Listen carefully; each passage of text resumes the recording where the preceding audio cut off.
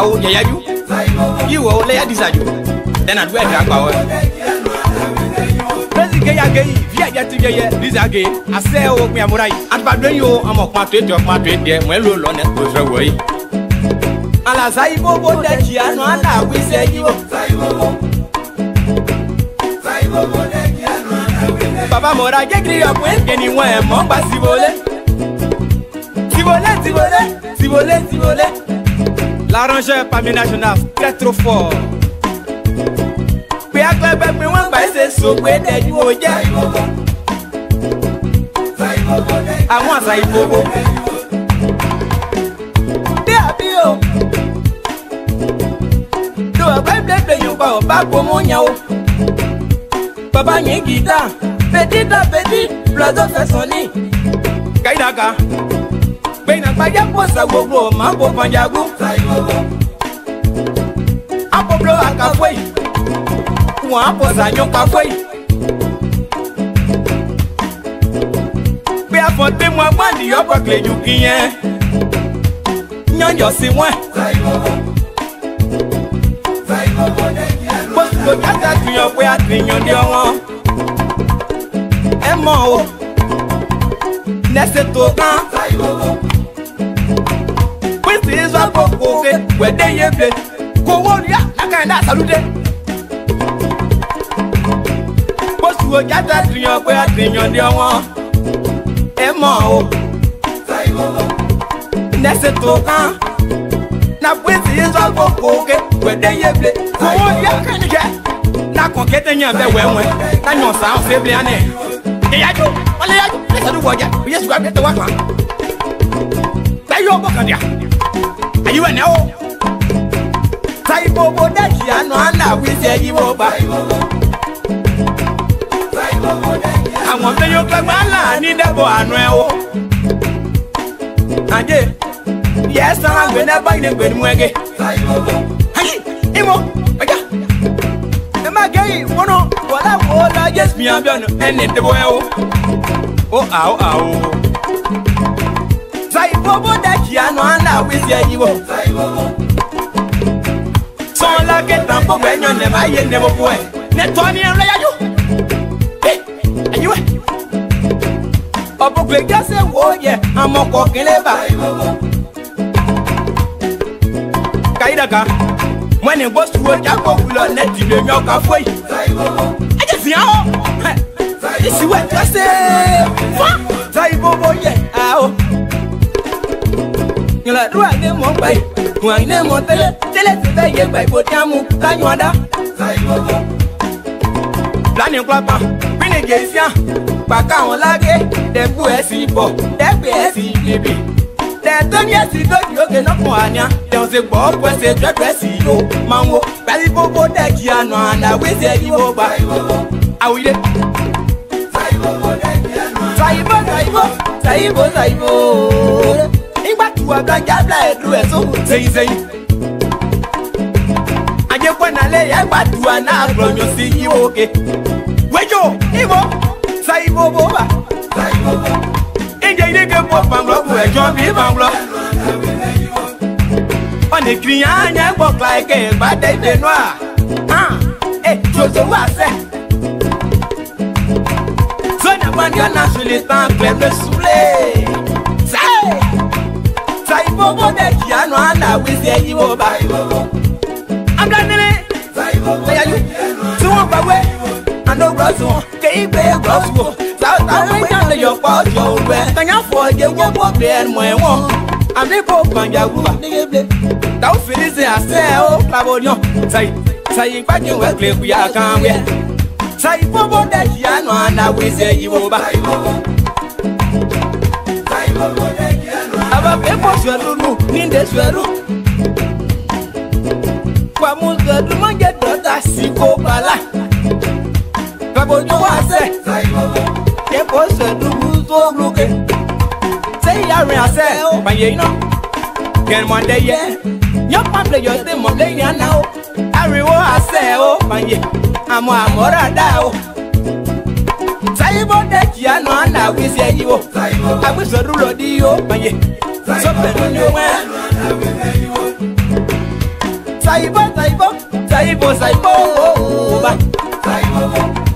Saibo, that young man that will take you there. Mon pop man dans le mail, Britannia, man, dans le roux. When you know I say, it's a mayo. That was why you so mobile. When you Amora Chinola,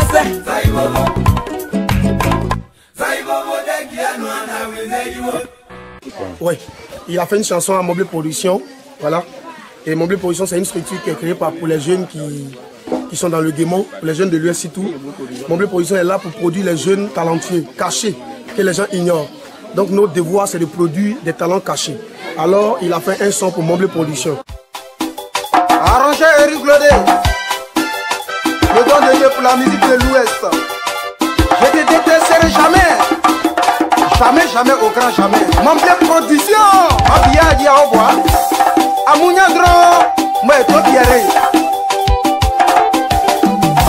Moye, Pierre, moye, Pierre, moye, à toi Pierre Dia Vele, Pierre, moye, ah Pierre, Ndato Pierre se prononcé, à toi Pierre Dia Vele, à Cossiao, moye, Pierre, moye. Mosa bosa iko omoye Pierre ji mo were mandoye mo a Pierre ji mo were mandoye mo Pierre we ha ji a were Pierre mo moye o to Pierre moye o Pierre ji a were ba lo poje yo ji a were so no duni embe Amado, let's appeler. Jamone Chipayone, Mawaja Chipayone, Ja, Plebone Nakayopo, Siabutiana, de Kanywe, Kanyon de Koga, Sepadi, Piero Moye, Piero Moye, Piero Moye, Mogarwa, or Yawesa. Moye, Jiblo, no pigeon boba, Yeruno. Ma boye play Pierre away, Pierre Moye, Mobile Production. Topia Mobile Production. Assez au clano. Y'a quel homme le côté. Pierre Moye, Pierre Moye.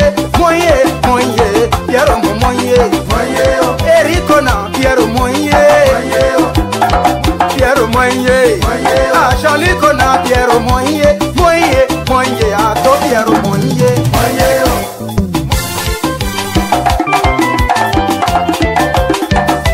Die n'a pas yeble, to Pierre die n'a pas yeble, ah Pierre ah Pierre Pierre moye, Erico jato Pierre Mare bomu jato Pierre Erico de bomu jato Pierre Miomo daka Dojale ko ye nyobo pa Opa bla yede nyani ye ble kwa kije Chia o anade bro aja be atia Nyoro agbade ke abudi ye Ono homono ne ka double ye Sobo somo soble so danyo Paseble asenyo na yeta esa ye dibo sanere to Pierre dia weke to Pierre point son weke to Pierre iriwa mo pa kaya no e ka sene la taya mo la osiane to Pierre ki agba ede papa ko kia o a to Pierre moye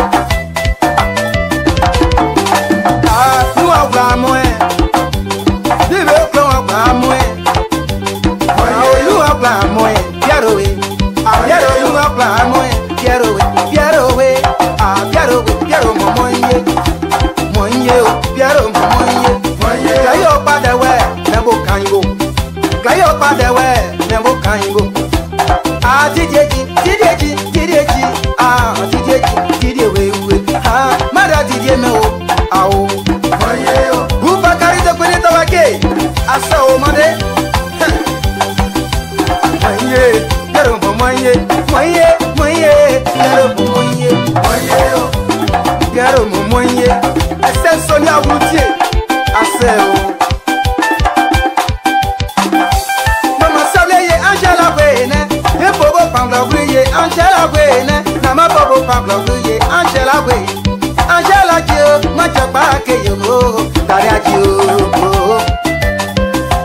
Moye, Angela Momoye, oh, Mama Bokembla, Chia, Mama Kemblode, where you ah, je sais ma Jackie, je Mama, je sais Tania Dio, Handa Nicola, Memotia. Mada Nicola Gedu Taniaji Nicola Breto Yamo Ojuachie Naipo de Wenge Mlawe Nyomla Shili Agia Ajaro Moye Piero Moye Moye Moye Moye Moye Moye Moye Moye Moye Piero Moye Moye Ade Moye Moye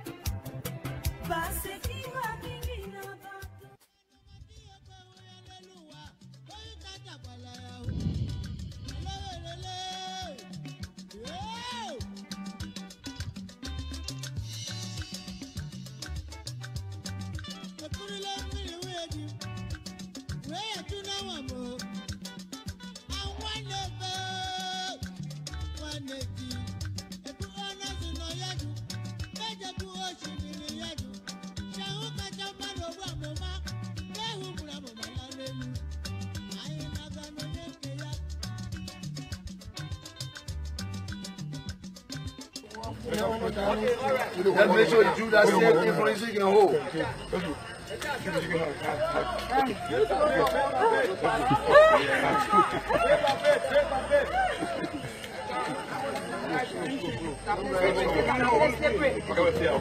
Yeah, we won't hold it straight.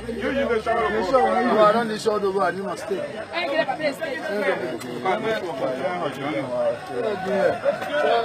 What kind of junior not there before?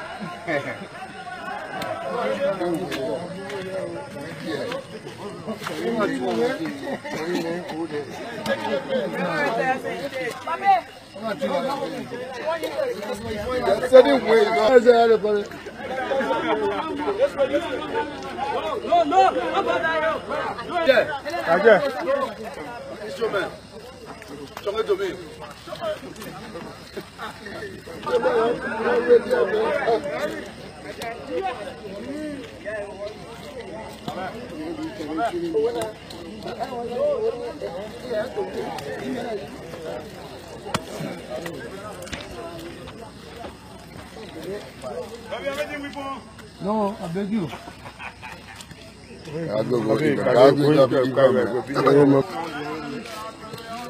Man, I didn't finish. Salome said, don't done.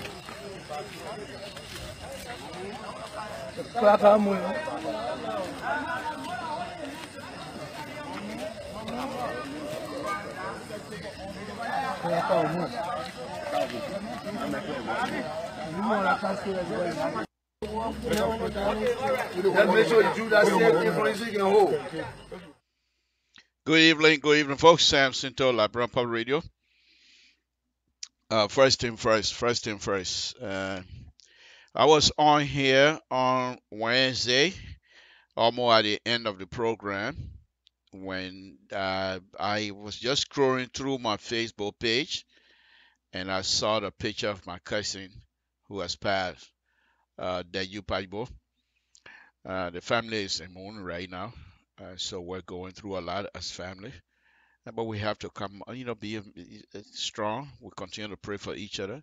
And so, to those family members who are very hurt right now, we say, we're sorry that this thing happened, but that's life. Let us put ourselves together and make sure our sister get a befitting burial.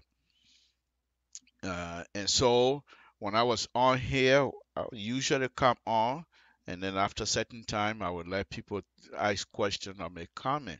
Well, in the process of going through that to set myself up for people to make comment, uh, I got that message. Not a message. I was just scrolling through the Facebook and I saw her picture.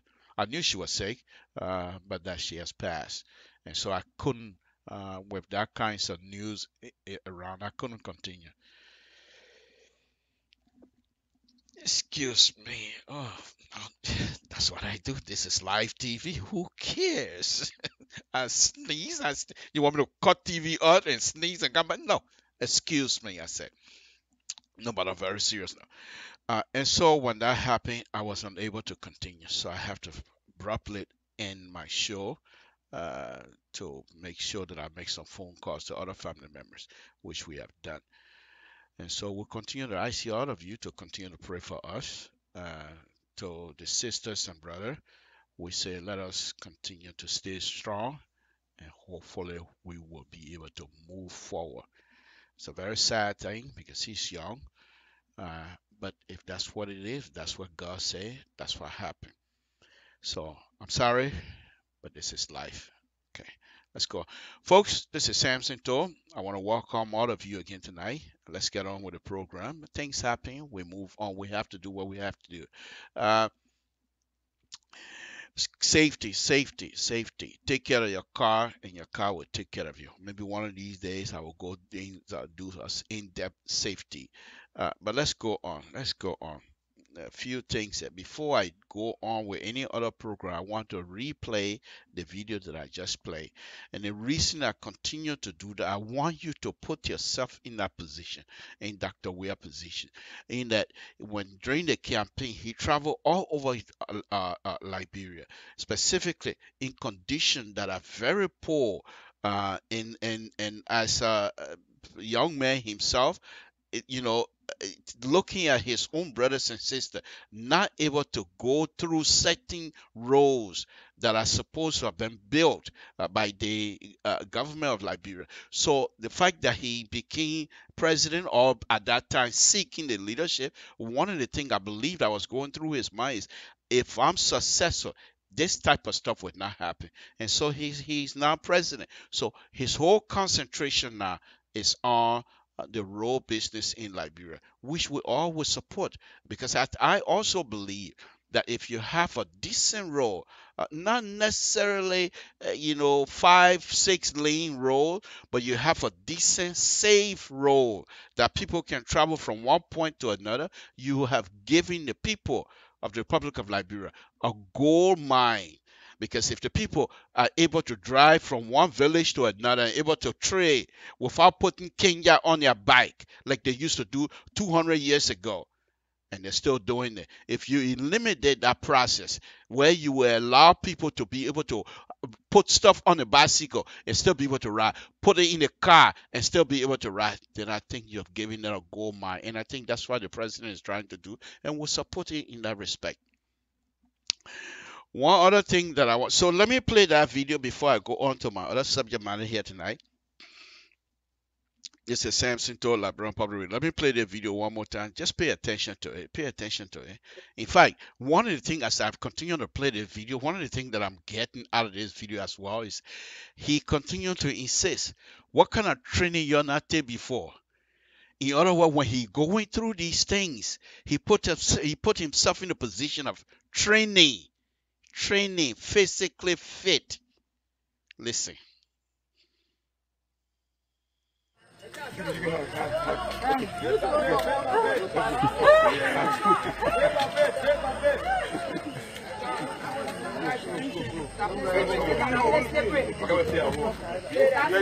hold the stage.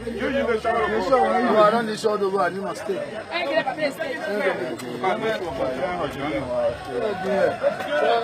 We're gonna junior that before.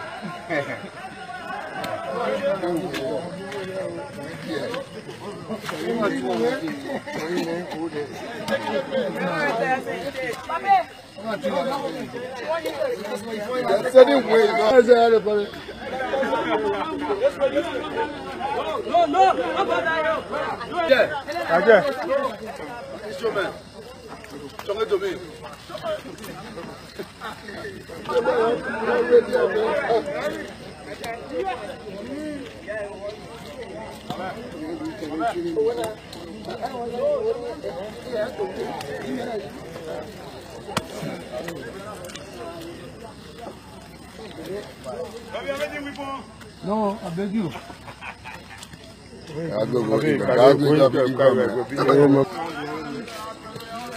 Man, I didn't finish.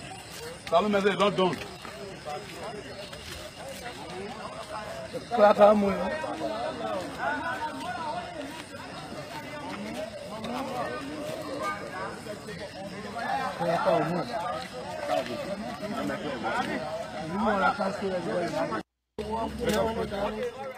Okay, that's the video, and I'll continue to do that whenever I have the opportunity to come on. This is what I'm going to be doing every night, every evening that I come on air. I want people to actually understand that these things are not happening in isolation. These are things that I believe these young men have thought through. Okay, let's go on. Quite recently, this week specific, Dr. Weir, I believe, went on LU camp or whatever he was and made a pronouncement that tuition in Liberia will be free, and that people will not, students don't have to worry much about tuition anymore, and that for some reason brought the worst from all some of the stuff that I'm seeing on Facebook. That particular pronouncement brought some of the worst attitude out of Liberian that I've never seen before. I'm not too sure why, but I'm not going to question that because they have the right to do that. There's those that continue to say, why would you even do that? Why would you do that when you know the educational system in Liberia is poor? There are other people that were going on cussing. There are those that continue to argue to say the educational system in Liberia is poor. In fact, the budgetary system that you have for some of the public university is not that good. So somehow the student fees that is being collected are the fee they use to maintain some of these college campuses, which is true. But this is what I have to argue on the other side.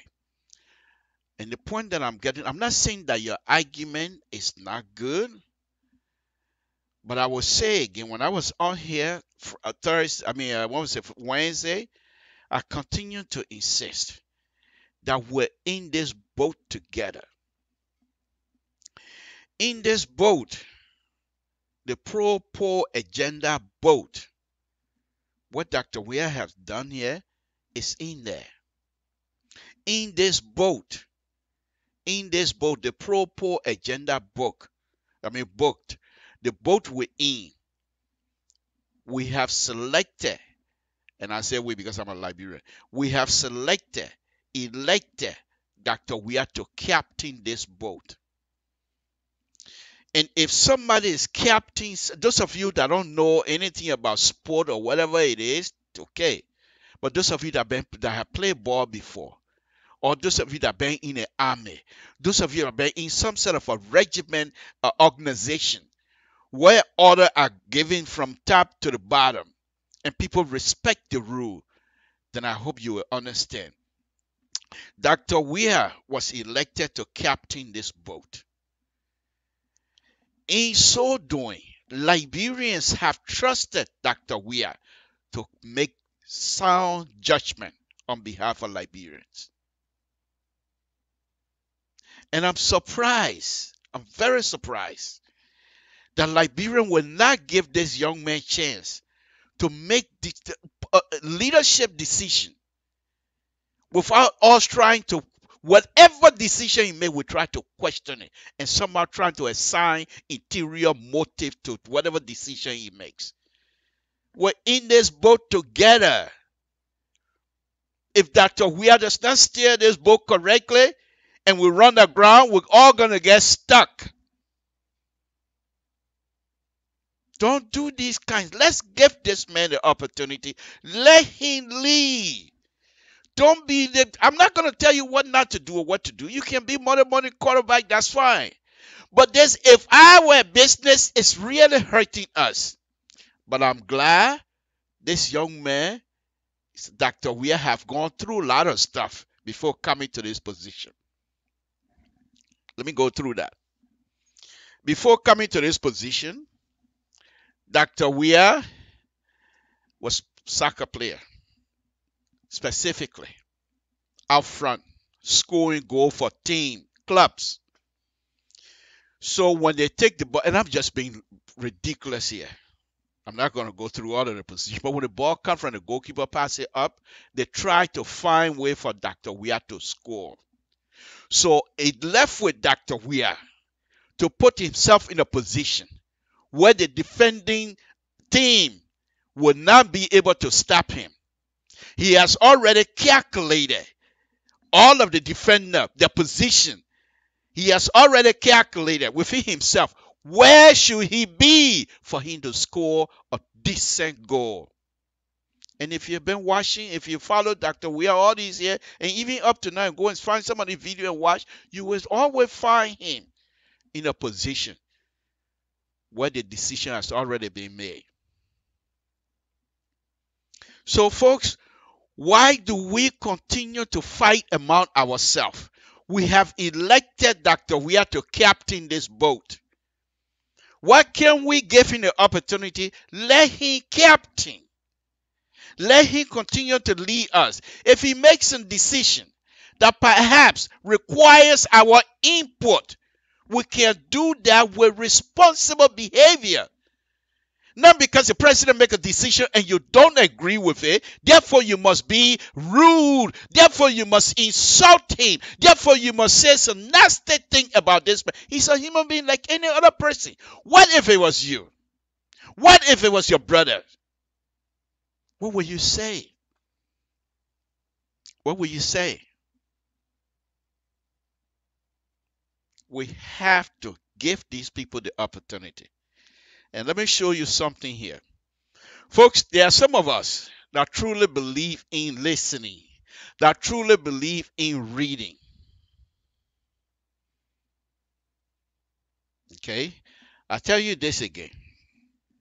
Some time ago, during the election, Manuba Malu stood up publicly on his podcast and said there was a certain time when Winston Tubman wanted to be president, sedition decided Dr. Weir to take second fiddle. And he said, according to Manuba Malu, Dr. Weir cried. He said, why? Don't you guys think that I'm capable of leading this country? For which I should now be second to Dr. Tubman, to Tubman as well. Fine. According to Manuba Malu. Now, after that, Manuba Malu, that was the only comment he made. This is what I put in that conversation. After that happened, what did Dr. Weir do? He went to show to the member of CDC that I am able to stand on my own to get vote. He went and ran for the senatorial position and he was elected. All of the people, they're not CDC, we're not CDC, we're not telling you anything now, but all of the people that stood at that time, some of them, what was the reason when you have a founding member to say, no, you go be vice president, let Winston Tubman be president? What was the discussion? But after he won the senatorial position, for me, he put mud in their faces. They said, look at me now. You see what I can do? What did they do? They came gravitating right back to Dr. Weir. I'm just improvising here this afternoon. I'm just putting that in. I was not there. I'm not a member of CDC. I'm just saying what happened, what I think happened. Okay? But on a very serious note, every time your librarian, you continue to challenge the young man, he will always put mud in your faces. Let's wait and see how far he can go. If he's doing something that is not of developmental program or developmental idea, he start going and locking people up. He start going and starting trouble here and there. We can see. We will talk, all of us, because we're in this boat together. But if you elect somebody to be the captain of the boat, and then all of a sudden you sit now in two, three people in the corner, man, they kind of captain with God said, look at the way they speed the boat going. So what kind of business they? Wait for your turn. Dr. Weir eventually will come back to us and say, how am I doing? Am I captaining this boat correctly? And if he is, we will say yes. If not, we will say no. But every time he make decision, and then we try to second guess his decision, we're not helping ourselves. We're not helping ourselves. This young man, I told you guys before. I'm not a seditious, but to be honest with you, and I'm being very, very truthful with you, I have followed Dr. Weir for a very long time during his soccer career. I tell you guys, I used to coach soccer, high school soccer in Canton, Ohio. Go and check Canton Hoover High School soccer program. 93, 4, 5, 6, 7. You will see something to a picture in there. Coaching. Okay? But when I was coaching, it's not that I was good. No, that's not what I'm saying. But when I was coaching, the people always, do you know George Weir? I said, no, I know of him. So people used to respect my coaching ability. The fact that I know of Dr. Weir. So I'm just saying that. We all use his name to move ourselves to a certain position. I was in school. The few money the people were paying me helped me to pay my school fee, helped me to feed my family because I was married with 2 kids going to school at the same time. I'm just putting all of these things in there. So I used to follow him. Dr. Weir, I keep telling you guys. Growing up, when I was growing up in the 70s in Monrovia, we have one of the best soccer players as far as I'm concerned, Santo Maria. Nyanti, they call him. The guy was unstoppable. Defense can be afraid of him. Nobody can stop it because he was strong. Tall, can jump. One time I had Mama Musa on here and I asked him, why is it that Liberian believe that Santo Maria, when he jumped in the air, that people think he can jump? He said because he have the high jumping ability among us. So when he jumped that high, people think say he in the air and jumping again. But he was good. He went to France to play. What becomes of him? Have you ever heard of Santo Maria playing on some kind of club in France? Second division, maybe. Dr. Weir left. No man. Think about it. At that age, at that young age. Okay? Seriously, think about it. At that young age. And you've been there before. Some of you are still young. Think about it. You go to Europe to play football. And they're giving you money. Money that you will never be able to earn in Liberia. Money when they pay you. Any club in Europe will take you. Any woman will take you. But what did he do? Discipline. Folks, why do we not trust this young man? If we work with him, we will be successful. I promise you, and I'm telling you, if we work with him, we will be successful. Discipline a day. Discipline in Dr. Weir a day. The man was in Europe. When was the last time you heard in Europe that Dr. Weir was suspended for 2-3 months that on his club, Dr. Weir have issue of training. I never heard that. Maybe you did. I never heard that. I never heard that. Not that he didn't have some bad behavior that some of us was reading about, some of us heard about it, but it has nothing to do with the soccer career. He's a very tough person. Let's go now to present day. Samson told Liberia Public Radio, and that's why they can be accusing me of being a sedition. I don't. It really doesn't matter to me. I'm a Liberian. If I'm a CDC member, why not? I'm a Liberian. But I'm just saying again tonight, I'm not a sedition. I will continue to say that. But if I am, I'm a Liberian. If CDC welcome me, I'll be there. But I'm not a sedition. I'm not even registered. So let's put that aside. I'm just being truthful. So let's talk about now. After the incident with Dr. Tutman, Dr. Weir became senator. Now you can ask, what did he do over there at the senatorial position? Records are there. I'm not going to go research on that one. But the point here is this. He became president. I keep showing this video that opening my line. He became president. Before he came to the United States during the UN program, a friend of mine, I got connection in CDC too now. And not because I'm not CDC member that way, I got no connection. I got connection there too because some of the people that are working with CDC, they're my friend too. And we offer in Liberia. So somebody sent me information about the Pro Agenda program. And I started reading it. But then I thought to myself, no. It would not be fair for seditions. It would not be fair for the Republic of Liberia for me to take the opportunity and think because I'm the first person to have this, I should just go ahead and start running my mouth. I started that one time, and then I thought to myself, no, that's not right. So I put a lid on it. Okay, Dr. Weir came to the UN. You see, if you're going to go against somebody, conversation, engagement, even confusion, take your time. Listen what the person is saying. Because if not, whatever the person is saying is going to go over your head and you will not know what's going on. That's exactly what happened.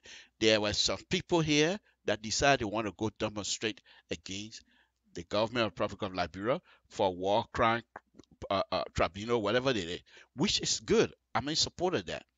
That's not, well, I'm not condemning them. There was those who wanted to go to show themselves to the UN to say Liberian government, because of whatever money and what have you, they shouldn't be allowed to get S, Y, and Z. That's fine. It's a free country. You can do whatever it is. But when the president of the Republic of Liberia got on the floor to talk, most people were not listening because I don't like you, so anything you say will not even go with me. How you do business like that, my man? What kind of business is there? We say we educated. The person get on the floor because you don't let the person listen to the person. Then maybe if the person say things that you don't like, you can use that against the person. But some people were not listening. Dr. Weir got on the floor and told the whole world what he was going to do with the Liberian educational system. Why are we surprised that when he go and make the pronouncement that we're going to come, how it's overnight, he just get on? No, he didn't just get up. He he didn't just tell Liberia, he told the whole world at the UN what he was going to do with the educational system. You don't believe me? Watch my video. Samson too. Like I said, I'm going to be rocking you tonight. You know, when these things happen, some of us pay attention to these things. Okay? Now let's listen to what Dr. Weir have to say some time ago at the UN about the Liberian educational system. And then after you listen to that, you will understand why this young man made the decision he made. You might not agree with it, but you have to know that he don't just get out in the morning after washing your face, then he say, oh, our president, they want to go their way. I don't think so. This young man thought this thing through, I believe. Okay? Let's go ahead. Okay. Samson to LIBERIA. Let's listen. Madam President, as we focus on actions plan to implement our development agenda, we are acutely aware of the vulnerability of our youthful population, who are clearly disadvantaged as a result of high unemployment and lack of access to quality educational opportunities. Our plan is to revise their unfortunate situations and make them productive citizens through the provision of adequate educational facilities at the high school and college levels. For those who still have interest in pursuing academic programs, for those youth that are left behind due to the disastrous civil crisis and who have outgrown their school years, my government is investing in technical vocational education and training programs to build their entrepreneur and the marketable skill set. Madam President, as we focus on actions plan to implement our development agenda, we are acutely aware of the vulnerability of our youthful population. I don't need to repeat that. It's a Samson to LIBERIA Public Radio. That's why I don't rush and start chasing news. This is exactly why you don't just get into stuff. You try and do little bit of research. This clip that I just played, I played all of them the last time. This is what he was saying about the educational system. So the fact that he's coming out now to implement some of the plan that he put together, why are we fighting? You don't have to agree with it. You have the right. But to be this vitriol, to be this disrespectful, insulting, this is just, we're in the boat together. This is what you need to know. Whether you get WD or PhD or YYD or whatever you get, you're in Liberian boat. Whether you come from Total or Mwepliwe or wherever you come from, you know Boko, you're in this boat. So all of us in this boat together. And the fact that we have selected the captain to captain this boat for us. If I was in Liberia, I wasn't going to vote for Dr. Weah either. But the fact fellow Liberians elected him, let's put all of this thing aside and accept that Dr. Weah is our president. That's the first thing we all need to do. Once you come to that realization and once you come to accept the fact that he's your president, the rest is easy. You have the right to criticize. You have the right to question the decision of the president. But that is not the right way. I would expect that up to this point, the politician in Liberia, the political party, the opposition, will galvanize themselves. Because here's what's going to happen. This thing is very, it's critical. Dr. Weah made a decision to say free tuition for all public universities and colleges would now be free. There was money that was coming in. The money, whatever little money these young people pay, the school was using that money to maintain certain activities on campus. The money is no longer there. Don't you think that Dr. Weah, if this is not the right decision, even if it is, the legislature should have a hearing? Even if Dr. Weah is now called, let Dr. Weah send somebody to the Hill to explain to the people. Through their representatives, they will be able to understand why he made this decision. But we put that aside and we become our own representative. We become our own judge. We become our own lawyer. Everything we are. Where are we going with this kinds of behavior, folks? And some of you that continue to question, some of you work in the organization, all over the world. The CEO make a decision. How many times you not stand before the CEO to question a decision before? Because that where you want to run your mouth, man, probably to sit down, man. I'm just kidding. I'm just kidding. I'm just kidding. Please don't cuss me. I just trying to have fun. You have the right, my brothers and sisters. You have the right. And I know some of you are frustrated because there are certain things you would like to see. And you have the right to demand those things.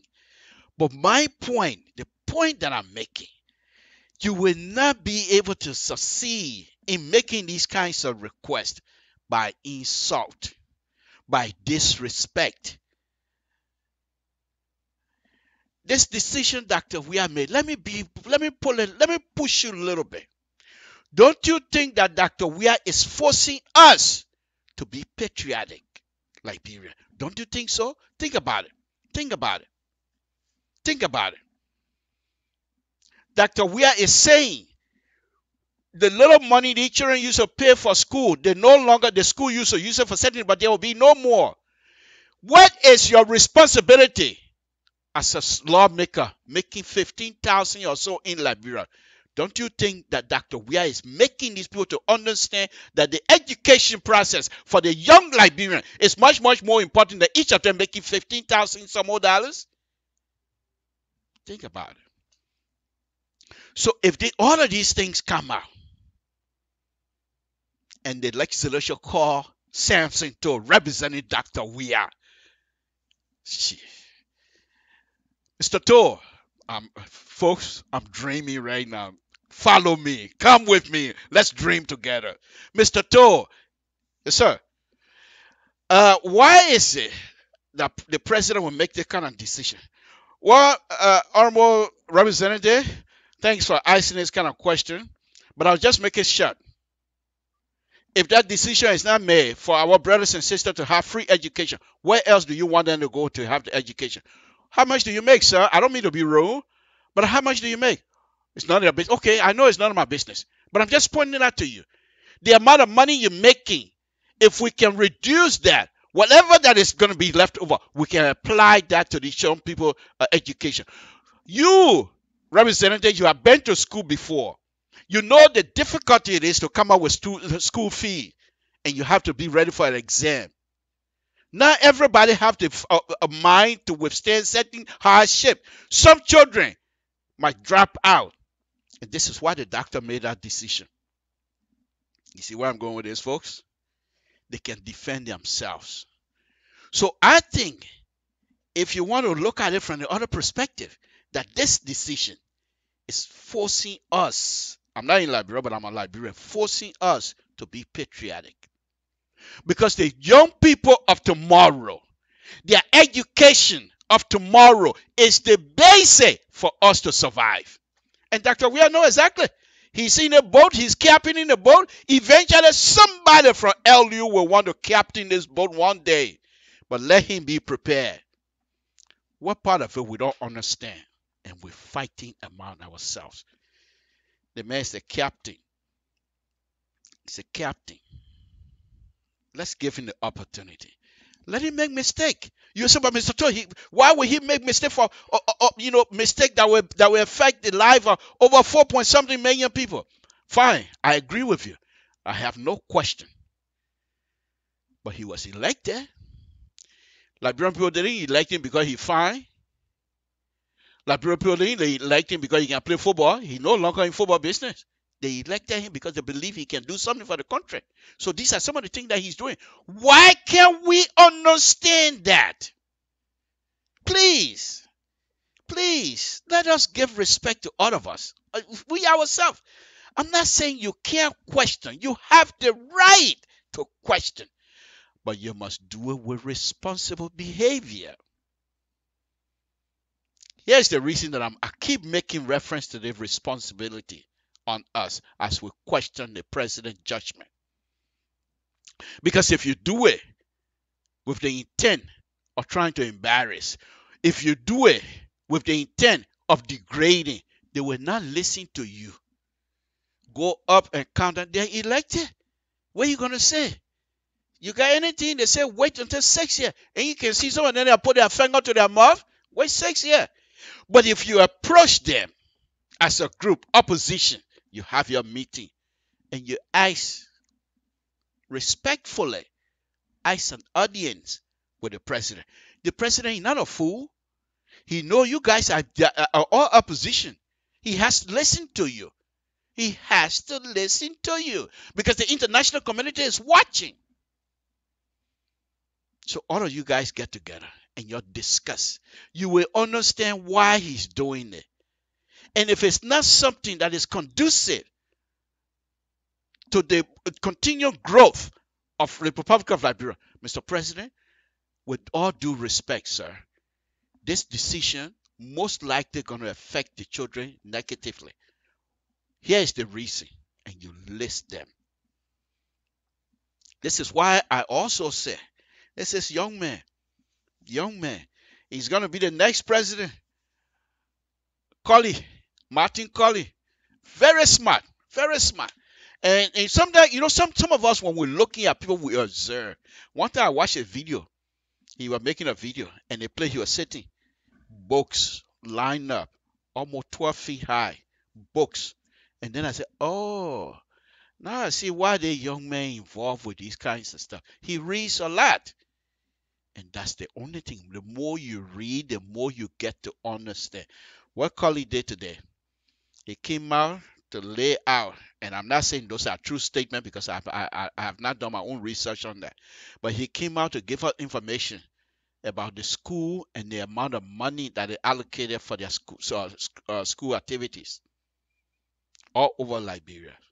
And I think he came up with a total of 28 million some more $1,000. Okay.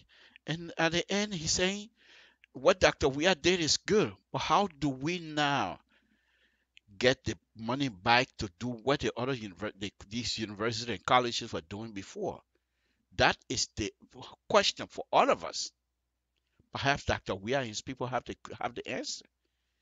But we will not be able to get answer if we continue to insult each other. You're not going to be able to get it. I just thought that I touched on that here this evening. Samson to LeBron Public Radio.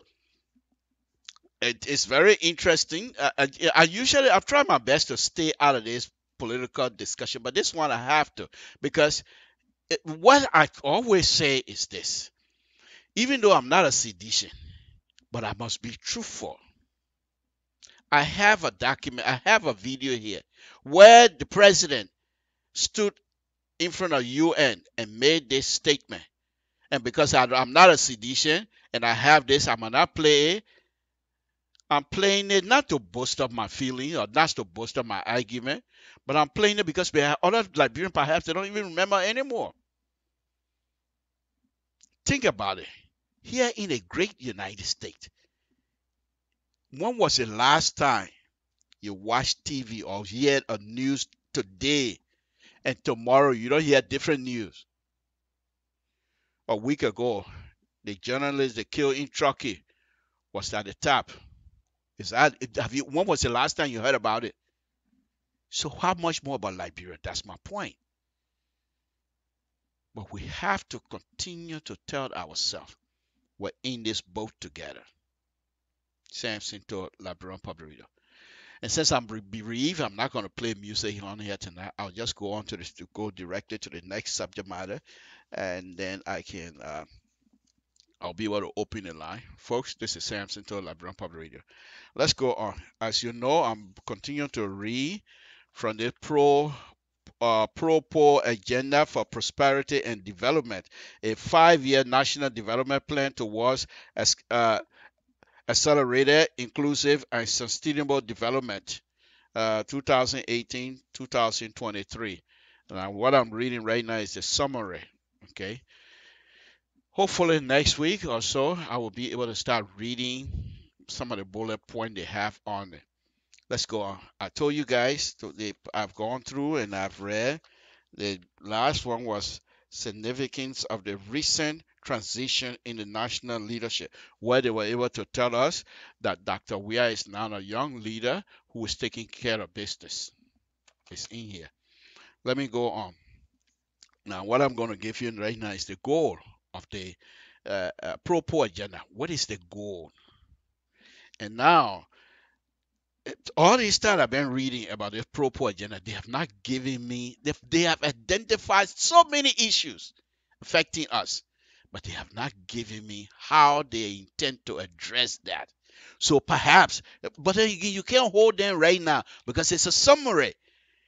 I have to go deep into it, and then I pull them out. I pulled it out to be able to tell you. But because it's a summary, so they just take a little bit here and then say that summary. I say, okay, too. Thank you for giving us summary. Summary that summary. Okay, let me go on. Samson to LIBERIA Public Radio. Okay, let me read this part. This is the Pro-Poor agenda. Okay, it's the goals of the Pro-Poor agenda. Okay, in view of the foregoing and taking into consideration progress made over the past 12 years, the objective of the Pro-Poor agenda are see that's one of the things I like about this government. They have already given credit to the past administration, but one of the interesting things they did in giving the credit, they did not go and point certain things out. Because if they do that, then some of us will say, then what's about this area? What's about that area? They just made a conclusive statement to say in the last 12 years. I come from Total, I can say they didn't do nothing because they ain't got no road there. But somebody from somewhere else, they say they do something because he got clinic. That's how smart people are. But let's read it. Let's go. What is the goal? The goal are to build a stable, resilient, and inclusive nation embracing our triple heritage and anger on our identity as African. Now, this is a very interesting one. If they like to mess with me, this is a very interesting one. The goal, let me read that, to build a stable, resilient, and inclusive nation, embracing our triple heritage and anger on our identity as African. Yeah? So can I come to Liberia and marry 5 wives? Because that's the African identity. I can use that. No. They're still giving us confusing statement. I don't agree with that. But let's read on. To live an additional 1 million Liberians out of abject poverty over the next 6 years, and reduce absolute poverty by 23% across 5 of the 6 regions. Through sustaining and inclusive growth driven by scaled-up investment in agriculture, infrastructure, and human capital development. Folks, according to the summary, this is their goal. So the reason why I'm doing this, so when you see the government doing certain things that perhaps you don't expect, know that they are trying to fulfill the blueprint. They are following the blueprint. My only problem that I have is the government, instead of me doing this, I should be doing this. Say, oh, people told you already. Let me tell you again. I don't hear these people coming up and making these kinds of statements. I don't hear them coming up to read these things. I told you the guys last time. Take these kinds of documents to LU campus and let LU student, the political science student, the scientists, whatever they call themselves, let everybody come and discuss this. And you will find out that you will be in good book. Samson to LIBERIA Public Radio. The key measurements for progress on the first goal will be the social cohesion and reconciliation index. The goal is to improve the index from 6.6 to 8 to reconcile, they say. The other indicator will be civil trust and coexistence. That is to expect to improve our current value of 5.2 to to 7 over the past period. What, 6 years? Okay, they're going to reconcile. According to them, they have put numbers on the process of reconciling Liberian. They have put number on it. So according to them, right now it stands at 6.6. I don't know how they come up with that. Don't ask me. I don't know. But they want to move it from 6.6 to 8 within the next 6 years. Okay. They also expect to improve the current standard from 5.4 to 7 over the period of the past period. Okay. Finally, government will track participants. Government will track participation on national security and personal safety, certification with state service delivery, and confidence in the national institution. This is what I'm saying. We're in this boat together. They're telling us they will show themselves transparency, where they will do things that perhaps all of us will say, okay, yeah, you're doing this, you're doing that. But if we continue to curse, if we continue to insult, whatever they're doing right now, you don't even know, because they're doing this to you. But if you open your arms and talk to them like a human being and respect them and accept them to lead you, they will be forced to deal with you. They will be forced to deal with you with respect. Because remember, respect go two ways.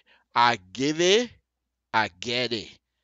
I don't give it, I don't have it. Nobody will give it to me. If I go around and not respecting it, you think people will respect me? No. Respect go two ways. You want people to respect you, you have to respect them. Let's go on. The GDP growth rate is expected to reach 7.7% by 2020 and will average 7% over the pay period. It will remain a key measurement of progress on the second goal. Progress on the second goal will also be measured by advancement towards the Sustainable Development Goal. Key measurement on inclusion and equality will be the Human Development Index and the supplementary assessment on multiple dimensions of human progress. The 2016 index is 0.427. Wow, Samson, your eyes are good. Against a sub-Saharan African average of 0.523 and 0.47 for lower index country. Okay, so basically, the people they put in BB1 here now. Before I could handle them, but now they're saying BBT here. They're telling me how the second goal. Let's see the second goal. The second goal is to lift an additional 1 million Liberians out of absolute poverty over the next 6 years and reduce absolute poverty by 23% across 5 of the 6 regions. That's the second goal. And they're telling you how they're going to deal with that. And they're telling you in advance, if only if this paper still stands. If not, forget everything I'm telling you. They're telling you in advance. This is how you need to hold our feet to the fire. They're giving you material that you can measure their work. Okay, let's go on. For the first time in our NDP, the target are also presented from both region and sectoral perspective, succeeding in decomposition of the national indicator to subnational level. Okay, I can see again. Subnational de-aggregation on access to health, education, and opportunity to make a decent living will be measured through the multi-dimensional poverty index. On the Liberia score 3.74. Overall, 2.79 for urban area and 4.81 for rural area. Okay, that is the index of development that they are measuring. Okay. All right, let me stop there for now. I'll pick it up again another time. Let me go ahead and see if I can open a line. But before I go opening the line, let me just read a little bit here, some what people are saying here so far. Okay, okay. This is Samson to LeBron Public Radio. Okay. Uh, yeah. Okay. Okay. Okay. Thank you all. Appreciate it. Appreciate it. Okay. All right. That's fine. We're not too far from the overall goal of everybody. One other thing that I want to do before I move on to opening this thing here. This is what I think I need to do. Every time that I read this beautiful paper, I need to read something to bring us to our needs, to make sure that we understand uh, to make sure that we understand what is killing us in this boat. I told you guys that, and I will reread it again, because every time that I give you some beautiful thing, as far as I'm concerned, I think it's beautiful, some beautiful thing, every time I give you that, I will read this to tell you that even though I'm giving you all of the rosy condition and what have you, but please keep your feet to the ground. Don't get complacent, because we're not out of it yet. We're not out, not by no means. And here's some of the things that continue to the boat that Dr. Weir is captaining. You know, and when you see those funny people, when they're ready to leave the yard and going on the ocean, when they paddle, boom, boom, then you see the wave. The wave try to knock them back. And some of them so smart, they will wait. As soon as you know, then you go over the wave before the wave goes on and then go on the ocean. And this is exactly what we're doing, and what this government and the people of Liberia continue to do with the corruption. Let's read it. And I'm just reading the corruption as a way. It's a wave that is coming towards our boat. It's already there. But every time it comes, we're able to somehow get around it. But we cannot continue to get around this wave. We're going to get somewhere where the ship start moving smoothly. Hopefully corruption will be taken care of. But let me read that. Let me read the corruption. Very interesting. Very interesting. Corruption and lack of transparency in government. Okay. Where the people I'm reading coming from? Let me tell you where it comes from. Liberia 2017 Human Rights Report from the Department of United States State Department. Okay, United States State Department. They come up with these papers every year. Okay. Corruption and lack of transparency in government. The law calls for integrity in government services and enumerate numerous offenses related to corrupt act by officials, including making false statements, tampering with public record, obstruction of justice, bribery, intimidation, and abuse of office. 2017. The same government that the pro-poor agenda have told us that they have done something good in the past 12 years. The State Department is disagreeing with them. And the reason that I'm doing this, so you will know that perhaps the pro-poor agenda is giving us some rosy condition. And I'm reading this to tell you, no, it is not quite like that. However, we're in this boat together. The reason I'm reading this, not that I'm following them blindly. No, I'm bringing this up so you also will understand that this boat, we're in it together, and we have to do what we can to move this boat forward. This kinds of stuff, and I promise you, well, not promise, but I guarantee you, 2018 report, we Liberian in the United States, in the diaspora, the way we behave on social media will be part of this report. Say something to say. They will write about us. In fact, other people used to question our ability to be patriotic to Liberia, a patriotic citizen of Liberia, because the way we behave. and it's gonna be reflected in the 2018 report. It's not just on the government of record level. We also gonna be our not our individual name, but as a group, Liberian diaspora, we will be mentioning the way we treat each other on Facebook, the way we treat each other in the media, and what have you, all gonna be reflected. I believe that. So let me go on. Okay, abuse of office. The laws does not provide explicit criminal penalty for corruption by government officials. Although criminal penalty exists for economic sabotage, abuse of office, bribery, obstruction of justice, and other corruption-related acts, the government did not, 2017, don't tie it around the pro-poor government. 2000 pro-poor government report is not up yet. So don't tie them to this report right now. Okay, 2017, past government. Okay, all right. The government did not implement the law effectively, according to State Department, and officials often engage in corrupt practices with impunity. 2017, government did not implement the law. Government officials do corruption with impunity. That's not from me, from State Department. Okay. Corruption persisted throughout the government. And the World Bank most recent worldwide governance indicator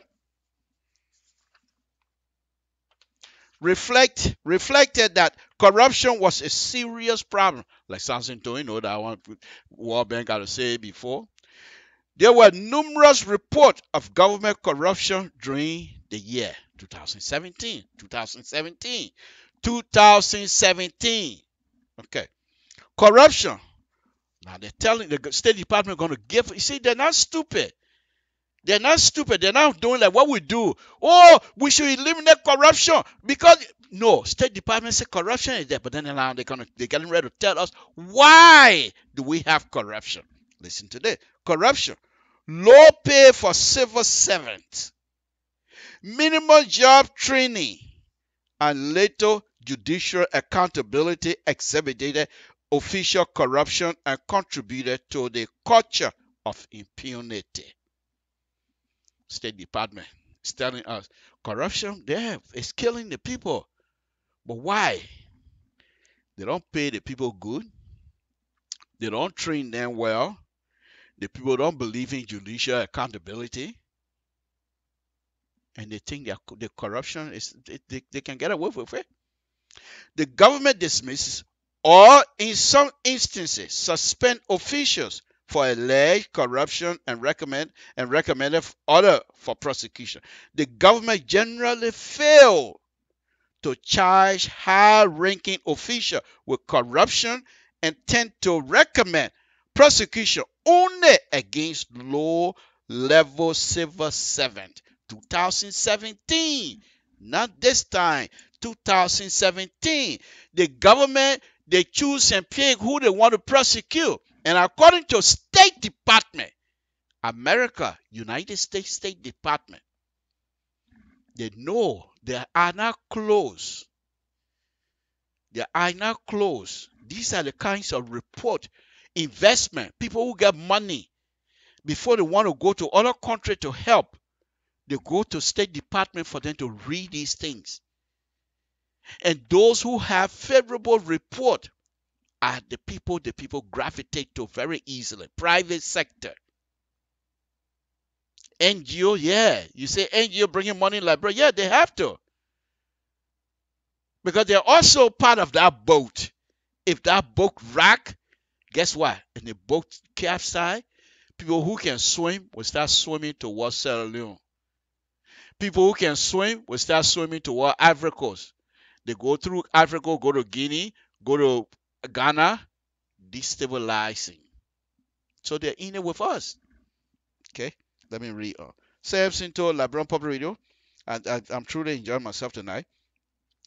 Okay, so they're saying, the State Department is saying, the government usually pick and choose who they want to prosecute. If you're friend with the president In fact, they'll say here, if you're friend with the president or friend with people, they don't bother you. But if you low level, throw something to enjoy, man. Who cares? Added, here's the example: the State Department did not sleeping. CDC government, you pay attention. State Department's not sleeping. They're there at the American embassy. In fact, some people that you work with might be giving them some information. Okay. Audit by the Internal Audit Agency implicated government official in the misuse of funds from the Ministry of Finance and Development Planning's Private Sector Development Initiative, which was intended to provide small business loans. The Internal Audit Agency forwarded its audit result to the Office of the President in June last year, 2017. And in August, some individuals reportedly were asked privately. The president asked the people privately. Listen, that's State Department, they're not something to saying. Privately, to make restitution, to pay back. The president called John Brown and said, my man, where you taking the people money for? Put the money back. Instead of him to put the man on the book so that other people see it, they don't do the same thing. He's called them. And those that you don't have value with them, they say, you take that man, he wants to put him in jail. I say so. The State Department says so. Okay.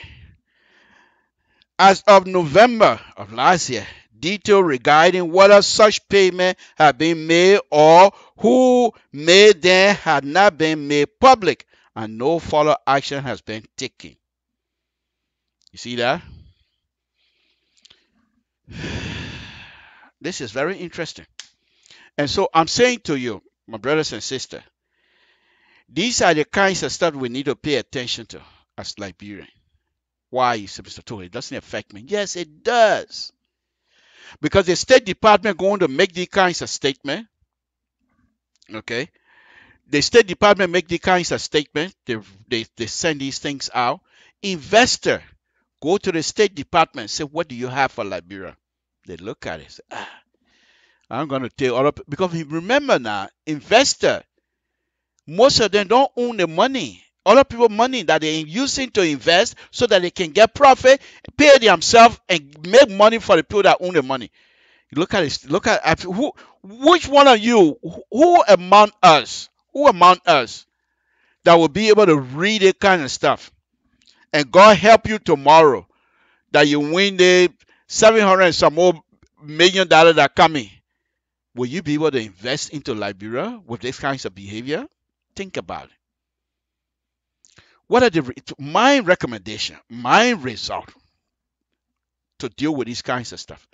I will hope that the present administration will look into these things and go to the American embassy and say, what are some, they will be happy to deal with you because they don't want to spend money. They want people to come to invest in Liberia.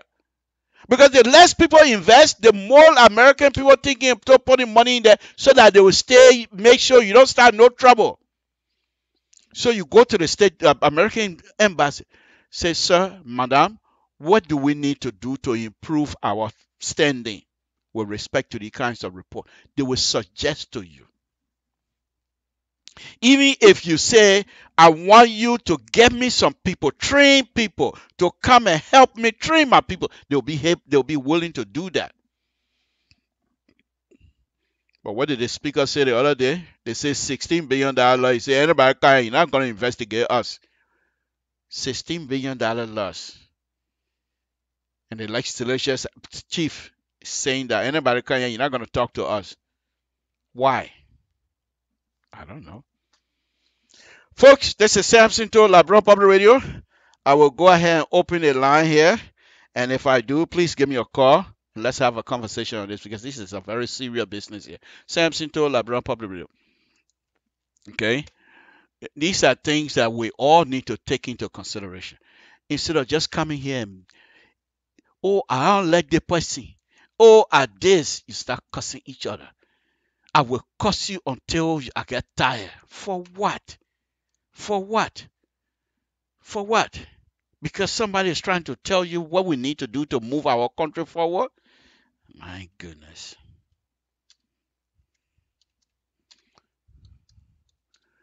Okay. So again, this is Samson to LeBron Populator. I'm going to be putting my number up here. Give me a call and see what I'm saying. If I'm not making sense, say so.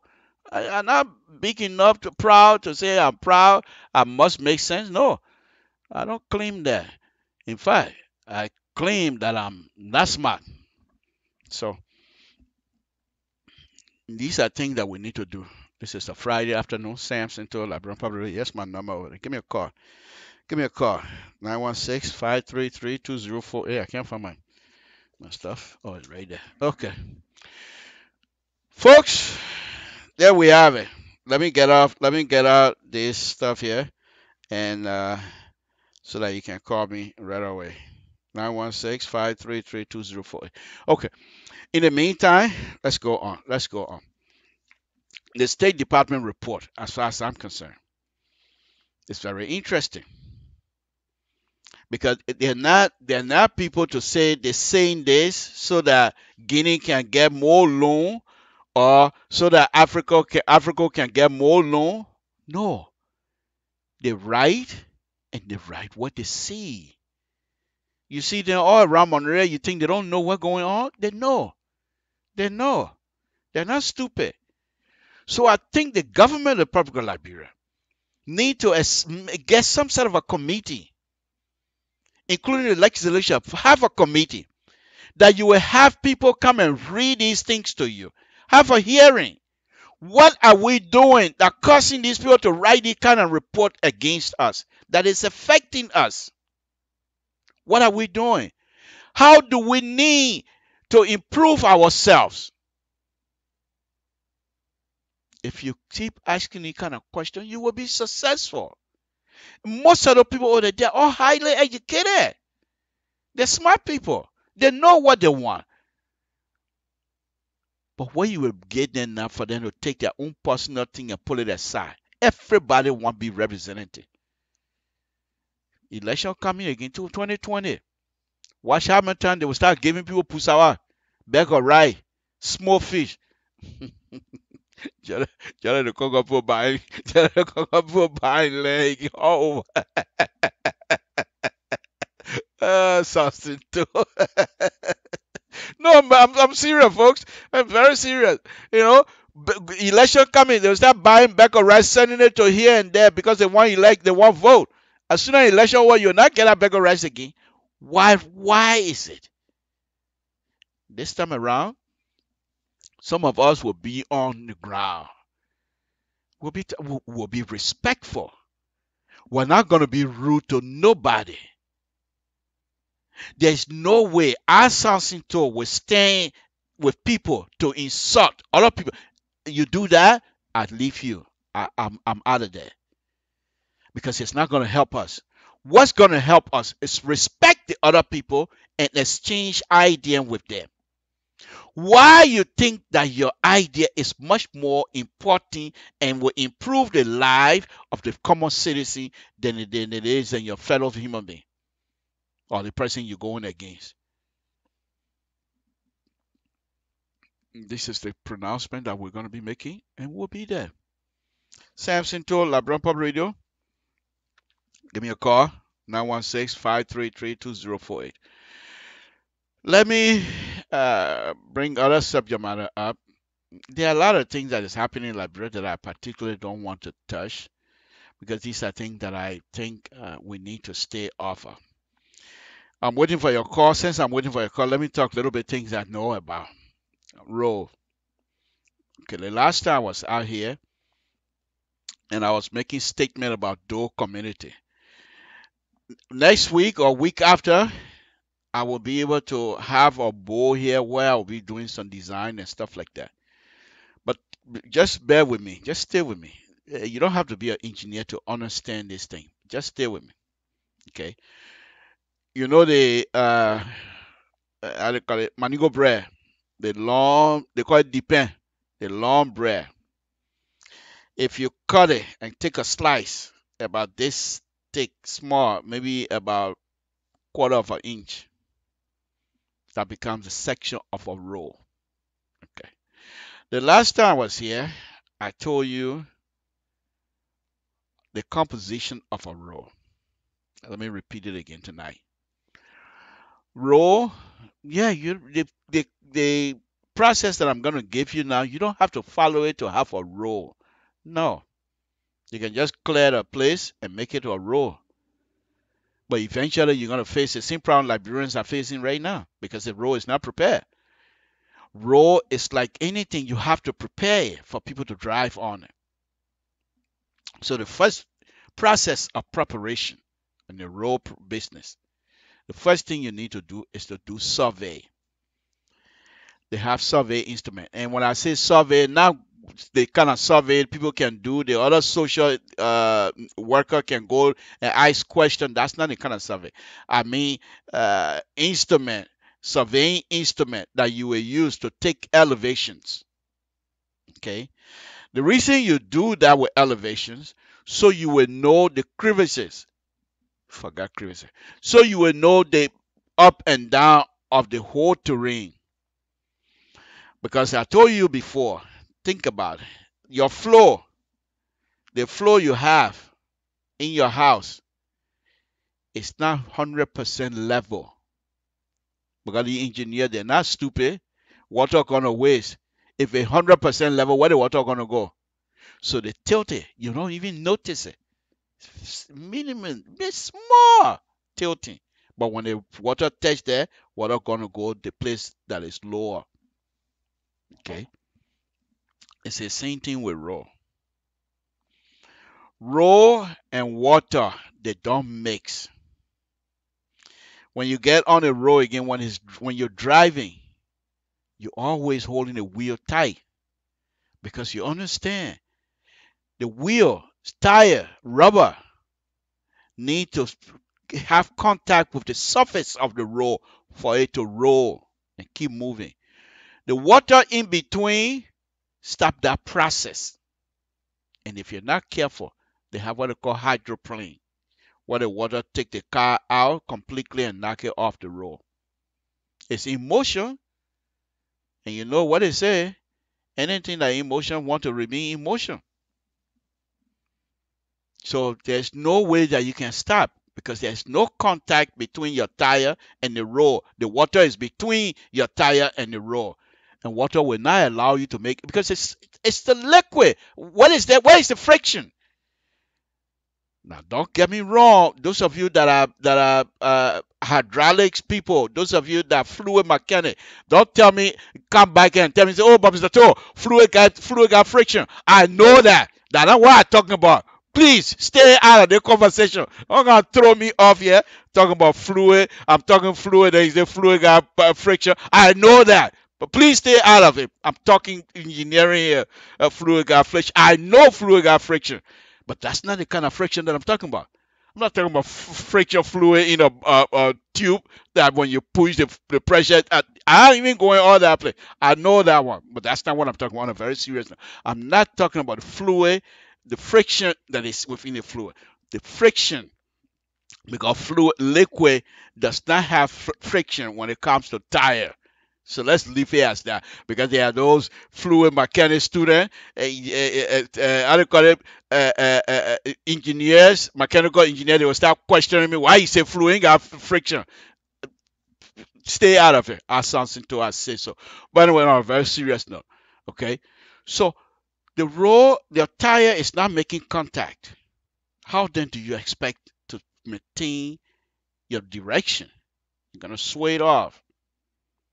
Okay. I'm just taking a few time here to tell you about this, the whole roll business. So the roll has process. Okay. The first thing, like I said, you do survey. The survey you do, okay. Say I want a mile of a roll, 1 mile, 5,680 feet. Okay. A mile of a roll. Okay. Maybe 5,860 feet, whatever. Miles of a roll. Okay. But anyhow, you do a survey. First thing you do is this. How wide do I want this road? Because the road is going to be built by government. So it's a government entity. And the government don't own the whole of the Republic of Liberia. People own the property. So the government stick what they call right of way. And my understanding, the last time I was in Liberia, I was doing some engineering work over there. My understanding is most of the right of way in Liberia, 76 feet one way. Okay. So I'm not going to go into that. But the government have a right of way. It's like we want this road to be this wide, 24 feet wide, 60-foot wide, whatever. And it's okay.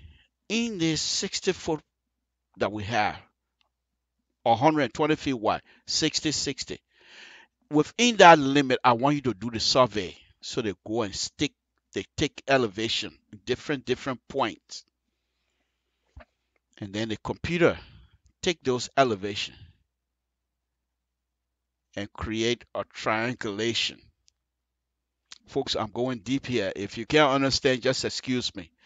Triangulation is you put a point here. Sounds simple. I'm enjoying myself right now. You put a point here and you take a line from there to this other point, and the line comes from that point to the other point. Okay, you got point A, B, C. I'll just do 3 points.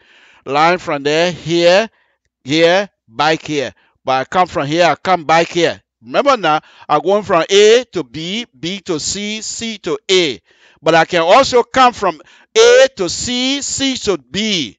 I can also do this, B to A to C. See the line? Those are the kinds of lines they have, triangulation. What do they do there? So in between A and B, they will know what point that has a consistent number. Say point A, elevation of point A is like 28 feet. From point A to point B, say point B is 30 feet high. But from point A to point B, there must be other 38 feet or 28 feet. Where this going to connect? You see what I'm doing? That process is called contour. And each one of the contour connect with each other. If it's 28, it goes around, find another 28, come around, find another 28. They're never going to cross, that's for sure. Folks, this is engineering tonight. I'm on it. I'm not playing around. I'm tired with it. The person said this and that person said this. If you can't understand engineering tonight, I feel bad for you. You can excuse yourself and we'll say fine. But anyway, let's go on. Let me go on. Samson told LeBron Public Radio. Okay. So after creating a contour from triangulations, after the contour is done, it's that contour map that you're going to use to design your roadway. And if you want to do that, now once again, please don't tell me why if you have a divided highway. That's not what I'm talking about. I'm talking about Liberia. Two-way going that way, two-way coming back this way. In the middle, we have an alignment. The alignment of a highway is the controlling factor of everything else. The alignment of that highway, the straight line, whatever line you put in there, is the line you use to measure from this side to this side, how far you want to go. It's the line you use to have the up and down elevation. The up and down process is called vertical. The side to side going flat, whatever, is called horizontal. So you have curves. And there's a reason for curves. Can you imagine the postal road from Total all the way to Tabata? No curve in between. You ever? Most of the curves comes about because some obstacle on the way. Not that you're not, as a construction person, you're not able to deal with it, but it will cost you so much money that you rather put a curve around the obstacle than to take out the obstacle. That's roadway. After you finish putting the alignment down, then you do the profile of the road. And you know, people say, let me take your profile. That means they're going on your side. It's the same thing with the road. You take the profile of the road, which tells you which one with the where's it up and down. Okay?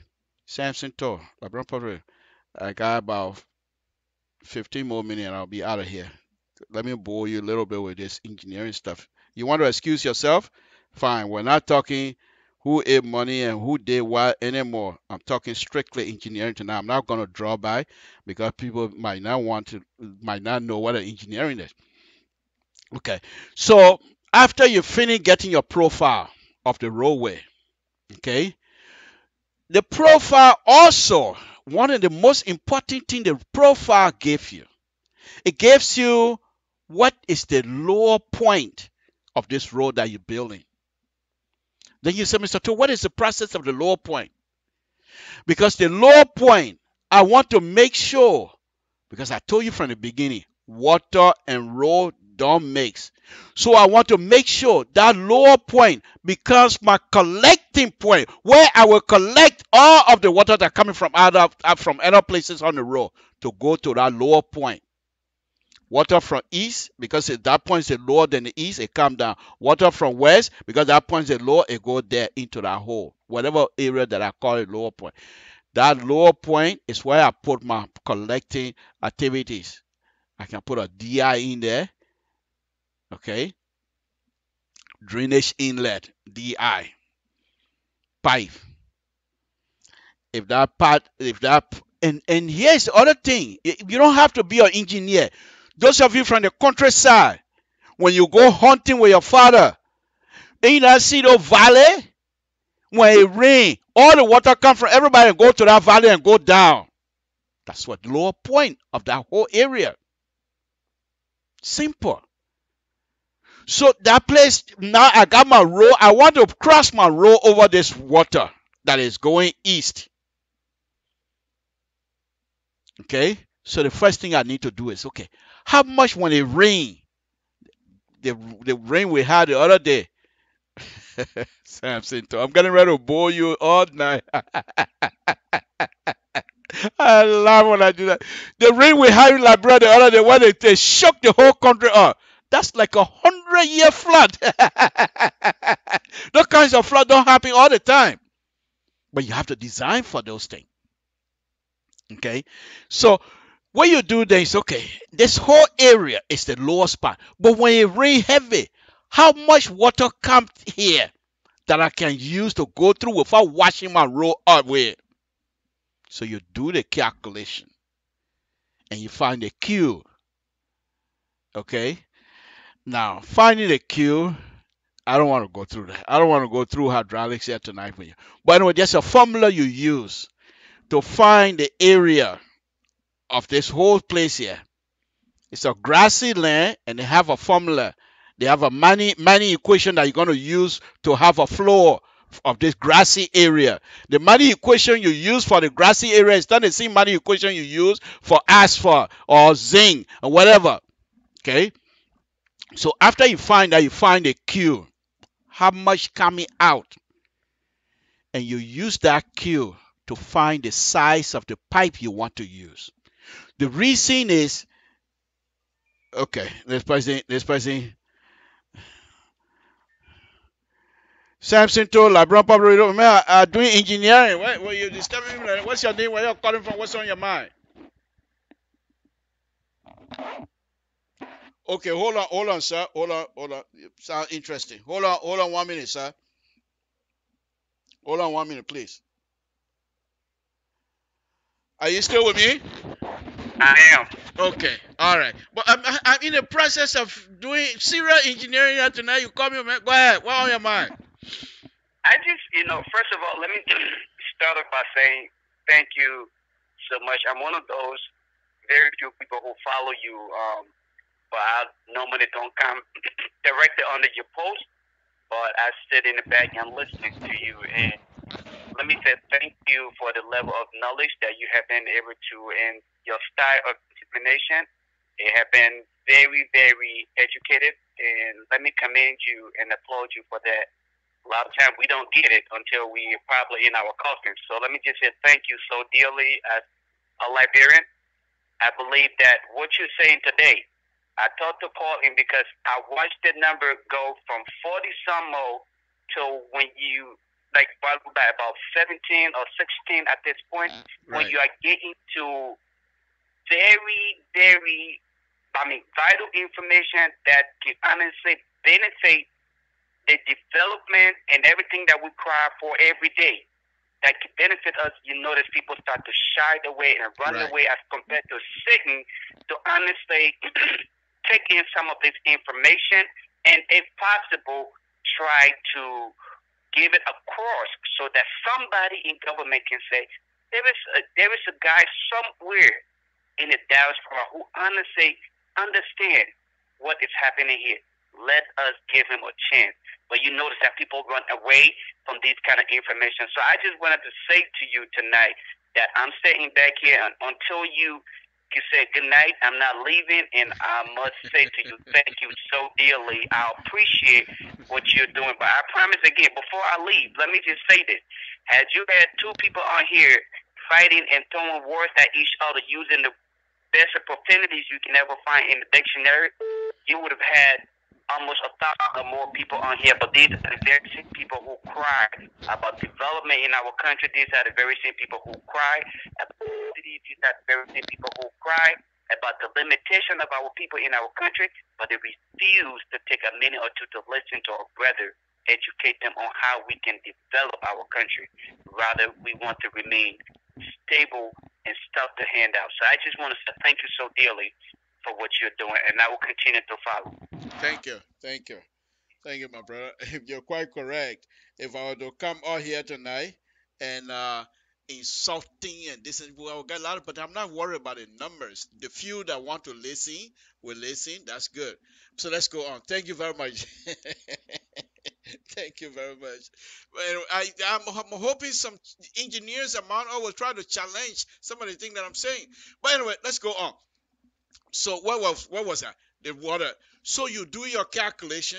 After you find the Q is the amount of water coming at the highest level. Say raining 24 hours. How much volume of water that coming through there? And you select the pipe. You select the kinds of conveyor system that you want to use to put on there. The reason here is this. If you put something that is smaller because you want to save money, the water come at a higher level, it will wash the road and that small thing you put over there and wash them away. And it's happening in Liberia. It rains, people don't go nowhere because of these kinds of things. But if you have a conveyor system that is bigger, okay, bigger than the system that coming in, it will take it and convey it and take it down to where it's supposed to go. However, as a good engineer, one of the things that you need to do, you finish developing the area you're concerned with. But what happened downstream? The people that live over there, all the water that you now collect together and forcing it. And those of you that are fluid mechanic, now you know when we say friction, now you force that water into something. You know what we call orifice? Okay, how do you call it? Sprinkler. The sprinkler, the water that come in, the sprinkler hole is so small, but because they force the water, the pressure of that force the water to go up. So if you put the water in there and the thing that's the force that go downstream, if you're not careful, you're gonna have erosion, and you try to go downstream, maybe 100 feet or so, to take care of that part. Make sure there's no erosion. Because here's the thing: you say, "Oh, the erosion is too far away from my road." Eventually, they're going to come to your road. Because what is erosion? Keep taking things out. Erode, take it away. Eventually, whatever gravel that is left, it will come. Okay, so that's how you do the conveyor system. Now, let's get to the main road. Pope Samson told I'm on it again tonight. It's a Friday afternoon. I don't have to be anywhere. From here, I'm going straight to sleep. But anyway, no, on a very serious note. Here is, and all of these things that I'm telling you, Next week, week after next, I will have a board here and be able to show you what all of these things I'm saying so that you can see them. Because it's very important. These are the kinds of stuff our brothers and sisters in Liberia are not doing. They are good engineers, don't get me wrong. Good engineer. But if you go on public website and see some of these things that the people are doing, and you're wondering, because I know some of them. Some of them used to work here in Sacramento. I know them. And he said, but the man must say used to work together. He was very strict with details. What happened? I don't know. But anyway, let's go ahead. Let's go to the main subject. That's how you deal with the water issue. Some of the way you deal with the water issue, not all. Some of the way you deal with the water issue. Now, because you have that profile, you know what the road is doing to you. Okay, you're going to have a cross section now. That's why they call cross section. Cross section. Boom, you got it. It becomes a section of the road, but it's cross. That's why they call cross section. Okay, the cross section will tell you, not just telling you, because at this particular section, you're not going to see this, but you will see as a cross what happening on the side. And then you're going to design for that. Road. Most of you that are driving, people road. Okay? There are two things. Next time when you get on the road, I want you to pay attention to two things. One, I've already told you about the curve, the vertical curve and the horizontal curve. So that's not it. But the cross slope. The cross slope. From the middle of the road, if you have a divided highway, I'm not talking about divided highway that is separated. I'm not talking about that. But if you have a divided highway, one going this way, then you have yellow stripe in the middle of the road. From that yellow stripe, 12 feet, the slope of that road is 2%. You know what 2% is? 1 to 2%, 1 to 2%. They go down, come down, go, come down, go until you get the 2. I'm not going to tell you how to get the 2% right now. I'll tell you when I put my bowl up here, you will see. You think people doing it? Sometimes I can be saying, but what do you think I'm doing when I stay in the office? I can be saying to myself, all these things I'm doing here, there are a lot of people that can benefit from the thing. I sit down whole day, I listen to my crowd music, do what I have to do, come home, funny, eating heavy, go watch TV. That's what I do. Something too. But on a very serious note, So you have when you're driving next time, it's 2%. From the middle of that yellow line to the edge, ETW, edge or travel way, because I travel way, is 2%. The slope. Why do they give it 2%? They give it 2% because they want the water to get out from the road when it's raining. And most of the time you're driving when it's raining, you don't pay attention to the thing. But if you have the opportunity to ride with somebody when it's raining, look on your right-hand side and you'll see the interesting thing that happens. Once they get the water get out of that 2%, the shoulder 5. Because they don't want you to flood the road. They don't want no pounding on the road. The pounding of the road is what we call birth back. You don't see some of these curve. Some of these ADA curve, the Henneke curve. Sometimes when it rains, the water sit there, the bird can go and take back in it. Allah. And you see some of the birds, they leave from their high wire and come and swim in that place. They call it birth bath. And that's supposed to be like that. Because somebody decided, I'm going to take a smoke instead of paying attention to where they go take a smoke. They come back and forget what it happened. But on a very serious note, they don't want they don't want you to flood the road. Because it's road and water don't mix. So they take it out. 5%. After that, it percolates. Did I say percolate? Sorry. It move away around. The water wiggle away around and go through. One of the things, if you're driving on this highway and for some reason you decide to take a break, not in a rest area, but any other area, look down the ravine. Those trees you see, they planted those trees. The grass you see, they planted. You know why? Erosion. And that's what we don't have in Liberia. Most of the road we have in Liberia, the erosion is eating up. The slope they have what you call, erosion control. You come and plant the whatever you have to plant, the tree and things like that. But I'm not going to go into it. I'm here to tell you the role. Now I'm showing you the left-hand side, the right-hand side, the same thing you do on the left-hand side. Okay. Now let's go to the crux of the matter here tonight. The role itself. Let me tell you again, I'm looking for a job. I got to have 20 years in my employment before I can move anywhere. I get 20 years. I still got a lot more years to go, so I'm not looking for a job. Anybody call me, I'm not taking it. I got to get my 20 years in my job. I can't work for nothing here, so let's forget about that. Let me just tell you this. I'm just telling you what are the things you listen to me, things you need to know. Okay. The role itself. You're going to build a mile. You already established all of those things. What you want to do, how far you want to take your road, you're not finding your lower point, all that kind of stuff. What is the object that the people are going to be driving on? They call structure section, just like foundation. The foundation your building has, if the people do the building correctly, they calculate how much weight the foundation going to take. Not only that, the foundation where it's going to be sitting, they inspect it, make sure it's not a soil that will give. The soil will not shear. The soil will not settle. The settlement part of it, let me tell you that. That's why you have these people when you're driving somebody a construction site. You see the men with these small machines bouncing up and down. They're compacting the area. When you see this roller, it has what they call sheet foot. It has the like little ball, but when they roll over you, you're done. By the way, that ball, they roll it to compact the dirt,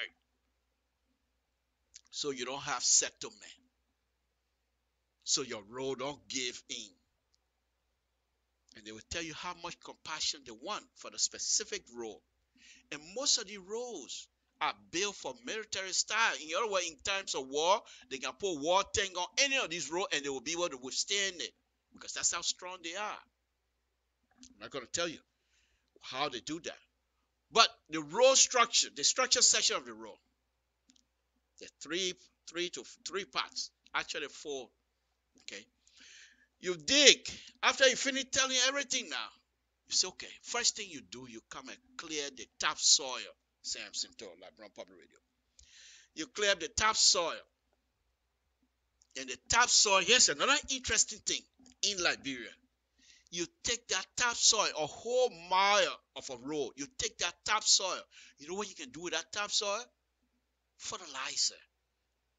Because that's the top 2-3 inches of the ground to 4 inches where you can plant rice and things. You take that topsoil and put it aside. You're ready to sell it later. People will buy. After that, how far do you want to go? You come and do a soil investigation.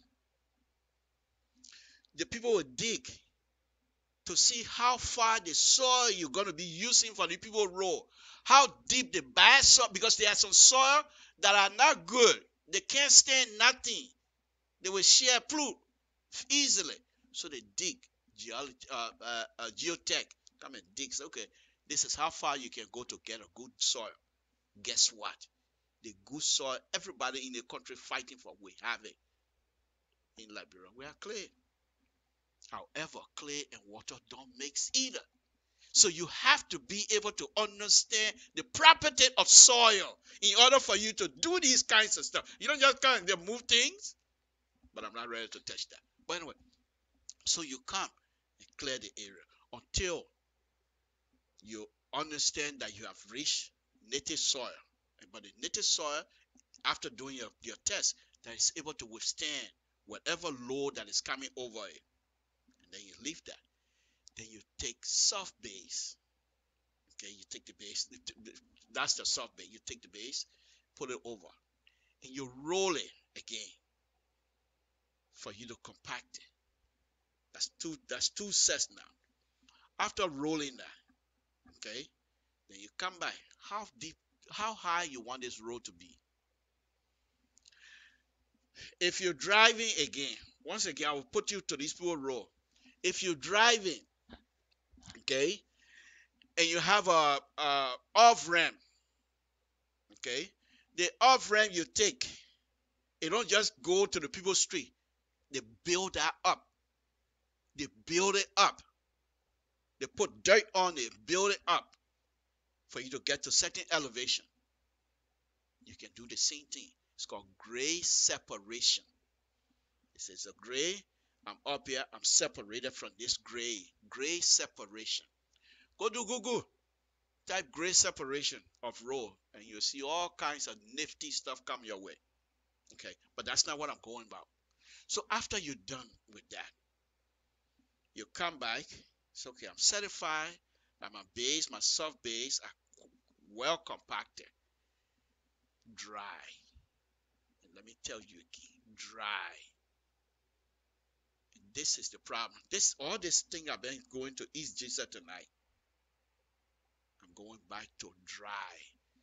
The road they put over there in Doe community, in less than 2 years, that road would be bad. It would be, you will have pothole everywhere.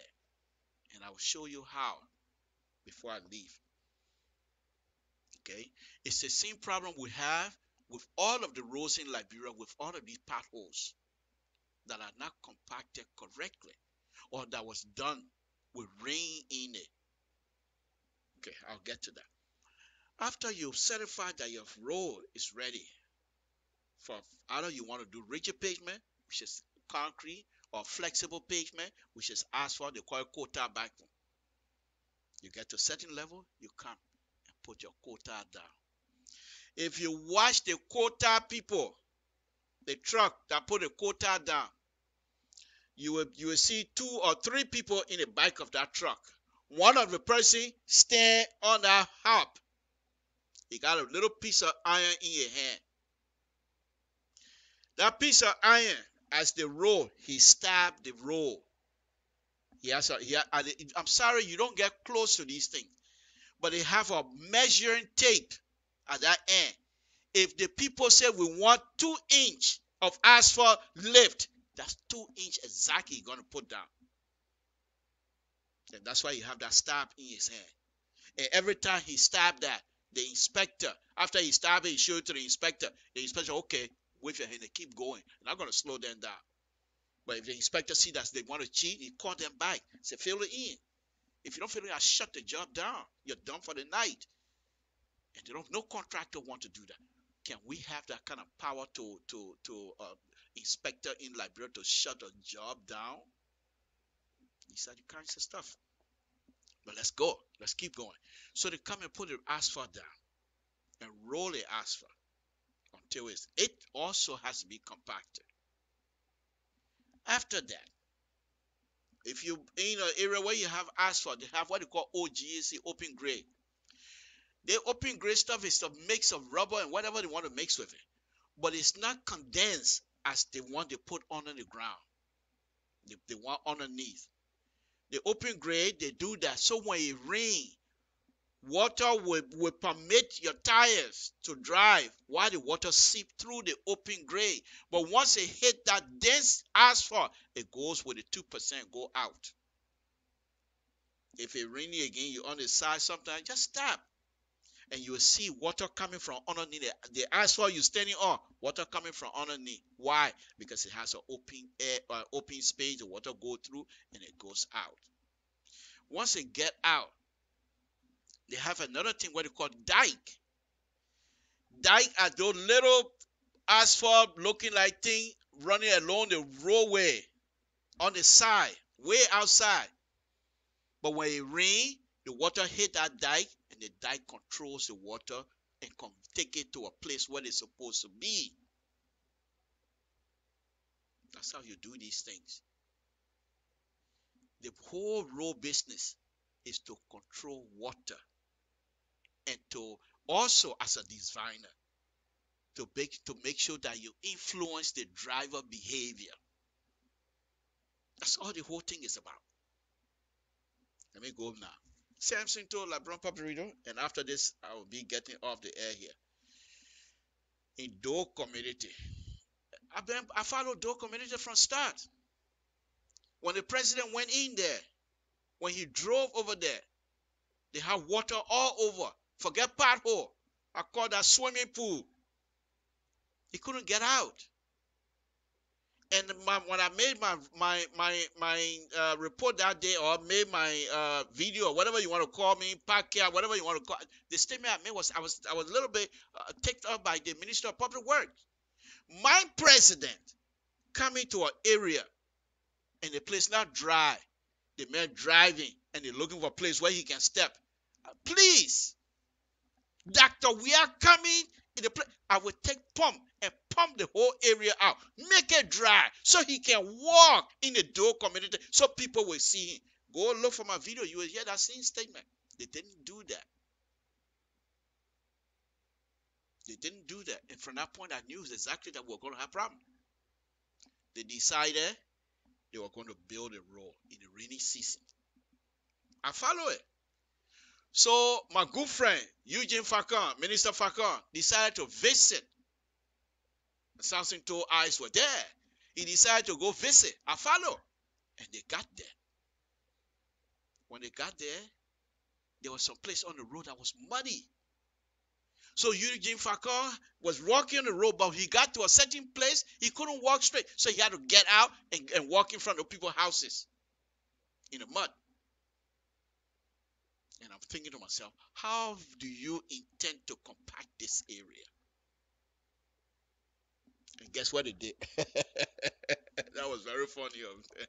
But anyway, that's Liberia. The president wanted a road, they gave him road. What is the quality of that road? We're going to repeat ourselves. So what do? I say, I watched that. Minister Falcon decided to have a conversation with a contractor. And the contractor was telling Minister Falcon, you know how they did their bus cover? You know, bus cover is like this, like that. You know how they did it? In the rain, they pour concrete in the rain because the Liberians are under the impression that concrete love water. Because why? According to Minister Moore, who I've invited the last time, I wrote him, he said, don't write me again. Don't even erase my number. I got a text here. You want to erase my number. Don't call me again. Don't even text me anything. I don't know you, he says. You know what he said when he went to the legislature? He said, concrete love water. Why? Because of the piers, that the bridges, columns that are in the water. He said, because those things, concrete love water. No. Even if that's the case, the strength, the design, the mixed design of those two concrete are not the same. The road that you're driving on, the concrete road, if you're driving on it something you stop somewhere on the highway, just look on the side, you will see something like somebody put fog. The fog, you can even take the fog, they call it tiny. They put a groove through the concrete. Why? Because if it rains, they want the water to stay down, not to stand on top. So the groove is measured by the amount of pressure your tire gonna be. So when it rains, the water go into the groove, and when you're driving on the water stay there. Even though some catch your tire, but it's not gonna affect you much. But with them, they just put the road down, they just put the concrete down, no tiny, nothing. Then they say water love concrete. So anyway, back to Doe community. So they decide to put bus cover in the rain. And I told myself, this is not gonna be good. What do they do next? They decided, Samson told I'm enjoying myself. You know, those of you that are out that know a little bit about cooking, when you're baking, you take the powder, the baking cornbread, whatever it is, you mix it, you put water in it, then you mix it, and then it soak in the water, right? Then look at it dry, then you put a little bit egg in it, you mix it again, and soak everything inside. That's exactly what they were doing on Doe community. They came and took the gravel. True story. Look at it. Just go look for some video of that. They took the gravel and mix it in, and the gravel began to soak the water. Not knowing that the water, okay, tell me this. If you take a dirt and soak it with water and squeeze it and it soak all the water in, have the water gone away? No. Samson too. These people are killing me. So the gravel soaked the water, making people to believe that the water have gone. Then they spread the gravel. They soak the water. So you can't see the water going, spraying again, but it's still there as moist content of the soil. The moisture content of that soil right there, if you were to measure, it's going to be higher than what it's supposed to be. Okay? Why do they call it moisture content? Water content. When you measure these things when you're doing roll, you take dig the soil and you measure it, the weight. You take that same amount and put it in the oven. True story, oven, the one you can cook in, they use it. Soil in mechanic class, you will see, they take that soil. If I'm lying, say so. They take that same soil and put it in the oven, turn it on, and they bring it out dry. Then they weigh the dry earth. They subtract the weight of the original earth from the dry earth. The difference becomes the moisture content, becomes the water content of that soil. That's how they come up with the water content. Does it make sense? Samson to Liberian Public Radio. Okay, let's forget that one. That's something. So, but anyway, they decide to do that. It looks dry.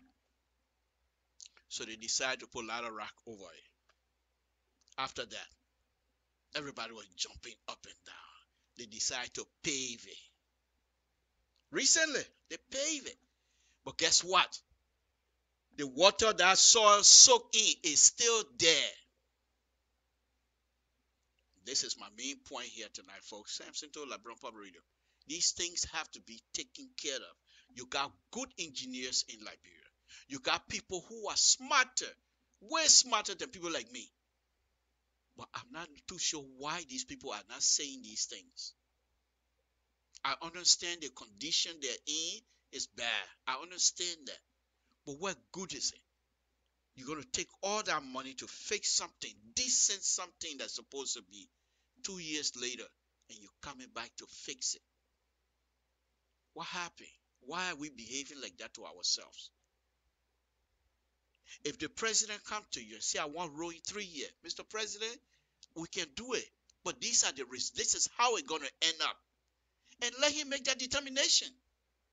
Perhaps he doesn't know that in 2-3 years before he leaves office, he will come back to Doe community to try to fix it. He probably doesn't know that. You think if you tell the president what the end result going to be, you think he would tell you, say, I insist? People decide to sit tight. So they pave it. Now here is the serious problem. It's still raining. And I'm hoping to go to Liberia very shortly too. And I will try to go there when the sun is up, so I go to Doe community. And I will go live and I'll tell you what area is gonna start problem. Okay? Here in this country, you got potholes. Go to Washington, D.C., near the White House, near the Capitol. They got potholes everywhere. Not that pothole is unique to Liberia. That's not my point. But in this country, they try to minimize that as much as possible. Whereas in Liberia, we're not even looking at it. Okay, so let's go back to the soil that is already soaked with water. It's there. Water have not done anything. So they put the asphalt over it. Liberia's sun 6-month high season, I call it dry season. The heat. This one part, the one I'm getting ready to give you, you will understand that simple stuff. The heat. Because, before I do that, because they were not able to compact that dirt. Because, yes, this is the secret they use. Because if you compact the earth, if you roll it, the water going to come out of that soil. And people say, well, what are you putting things in when it's all wet? So they didn't roll it. So it was not compacted equally. The area that is not compacted, that area gonna start sagging and start going down. Let me go to this one. So they come and put a pavement over it. Pavement is a flexible pavement. What is flexible? Flexible means something that can go like this, bend. It can come from Total and go to Bogota anytime you want because it's flexible. Something too. But anyway, so they call it flexible pavement. So now they roll it, they did everything. Fine. Here comes the dry season. The water that I told you about, that soil still have, is there. The heat from the pavement going through and hitting the water now. When you're making tea, don't you have evaporation? Don't you have some kind of steam coming out? But here's the problem. The steam that's supposed to come out because the water want to go somewhere. It has to get out. Water, you can't keep water nowhere. Have you listened to Fela Water? Water, we need it, but it's the bad thing. Water, go listen to Fela Water. You will understand. So now the water in the soil, the sun is hot, the heat is coming down, the water want to evaporate. So it tell yourself, okay, you hold on, don't fight. But the part that was not actually compacted, it has a bowl in it now. So as the car drive, that part that is not compacted, boom. Anytime tire touch on that, boom, it keep going down, keep going down, keep going down. Before you look, you have this kinds of stuff. And guess what? It's flexible pavement. It's gonna shear. Here comes the water. The evaporation starts. Little hole, that's all it needs. And then it start getting crack. The crack, then when it rain, water go into that crack. Once that water seep in that crack, your road is done because it start going all over again. There, folks, is what we're going to be facing in 2 years on the community. Why? Why? We got people. You don't need. I'm nobody. I'm nobody. I can't forget it. I know some engineers in Liberia. When I went to Liberia the other day, I was referencing them, hoping to learn from them because these people are smart. But why nobody's saying these things? When I went to Liberia to teach the last time, in the class they have these students, young engineers. My friend Victor sent for me, and of course Victor never up to this time still here. After 37 years, we were on a plane. After 37 years, I'm bringing him to Liberia. He boasts about that, but that's okay. But one of the guys that was there were some older folks, good engineers. But I started bringing it, and they continued to tell me. And the excuses that were giving me was not something that I was ready to take. Then I realized these people live here. They have to make life here. But guess what? Somebody must be willing to sacrifice for us to move this boat forward. If we all think about ourselves, the young generation will repeat these things over and over. We're going nowhere. The Doe community, when they started, I started making video. I started talking on my show that we have to be careful. Nobody was listening. The worst of all of that Doe community, the road is higher than the community around it. If it rains, what happened to the community still? You only solved the road issue. So the community, they walk on the road dry, but when they're ready to go to their houses, then they take out their shoes. I just thought I'd throw that in there. Samson told LeBron Public Radio. So nobody calling. Oh, you just woke up. you lay up. They're calling you over and over. You say, I just woke up. Okay, thank you. Thank you, Mr. CEO. You just woke up. We appreciate it. But folks, this is Samson told LeBron Public Radio. I thought that I'd do this here on a Friday afternoon, where of course we're all over here having fun. But this is how you need to have these things done. You don't have to be in Liberia to do these things. It's not necessary. You can stay right here. But we have to respect each other. Now, all of the story that I just gave you here, maybe one or two times that I called public work name and I said they did this and did that. But not once did I insult anybody. Because hopefully that when I go to Liberia and go visit, because I got relatives that work in public work, I'm not going to call their name. In fact, the last time I checked, the person not there anymore anyway. So yeah, they're not there. They moved there. But I used to have people that work for public work. And I still have friends that work with public work. I go there, I want to visit them. So I don't want to, I can't insult anybody. These are my brothers and sisters. They're doing their best. But if we come together and understand what we're facing, we can fix this thing. Now, the story I just gave you, that's just an engineering aspect of Liberia. There are other aspects of Liberia that I'm not qualified to speak to, but they probably have a worse condition. Why are these brothers and sisters that are in these different fields, why are they not being contacted? You want them to come begging you? They will not do it. They are just as young as you are. The only person that might be able to beg you are people like old man like Samson told them. But these young people, they're just as sophisticated as you. They will not beg you. Firstly, they're making good money here. You need them. Open your arms. Invite these people.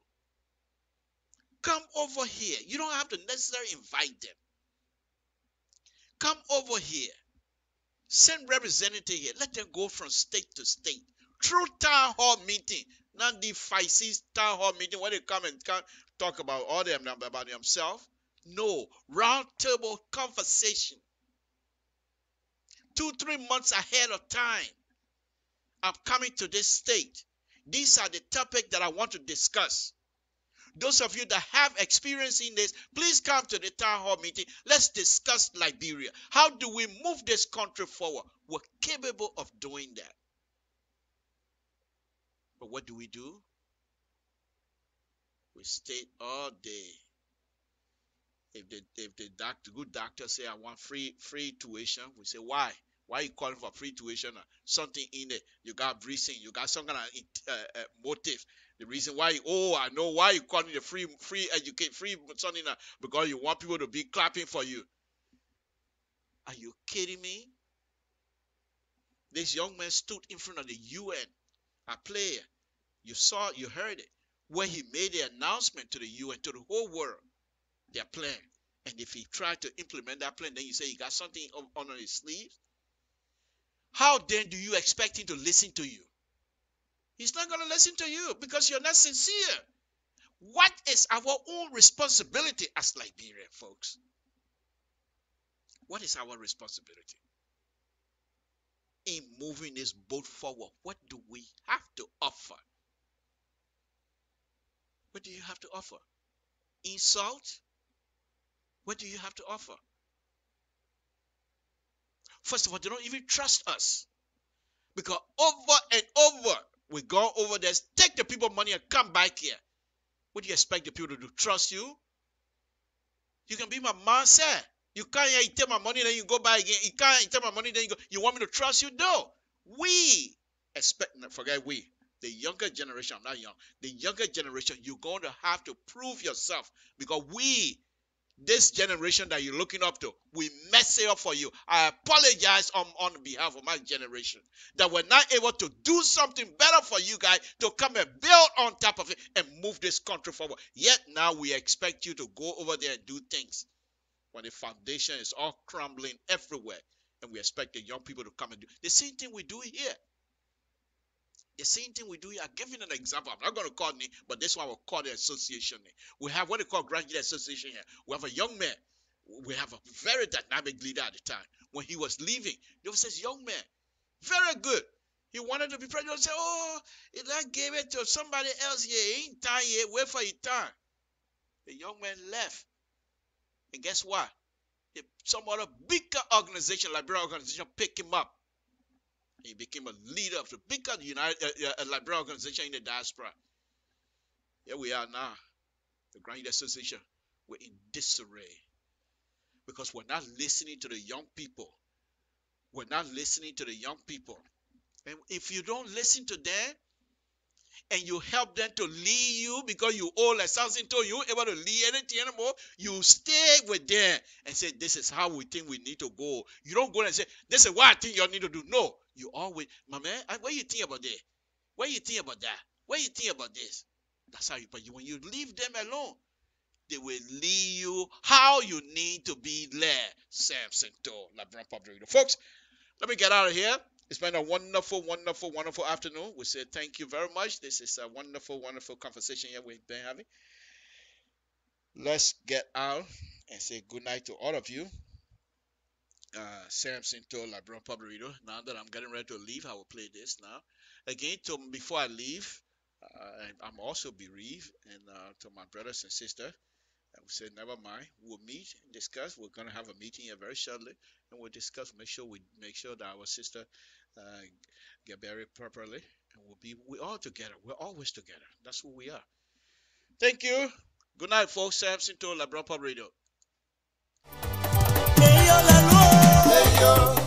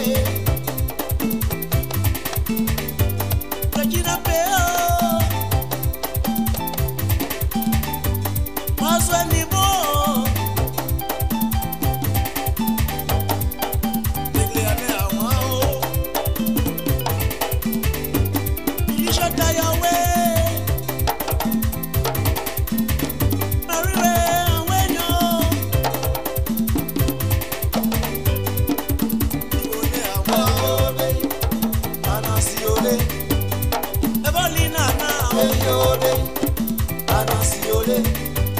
Napole abrigo. Eyode, Anasiole. Daño suave de ruamo. Eyode, Anasiole. Un pancho brio. Eyode, Anasiole. No firme la zona wea. Eyode, Anasiole. No se creane agua. Eyode, Anasiole.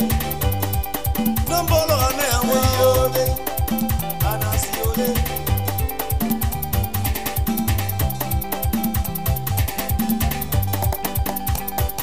Namu, na abrimo, asa tout le bleu, asa tout le bleu là-haut. Et de nos pauvres bas, quand passé qui va haut, quand nous vendons le haut. Jimmy, como un guayo, Benito, wey, Maman Jolioba,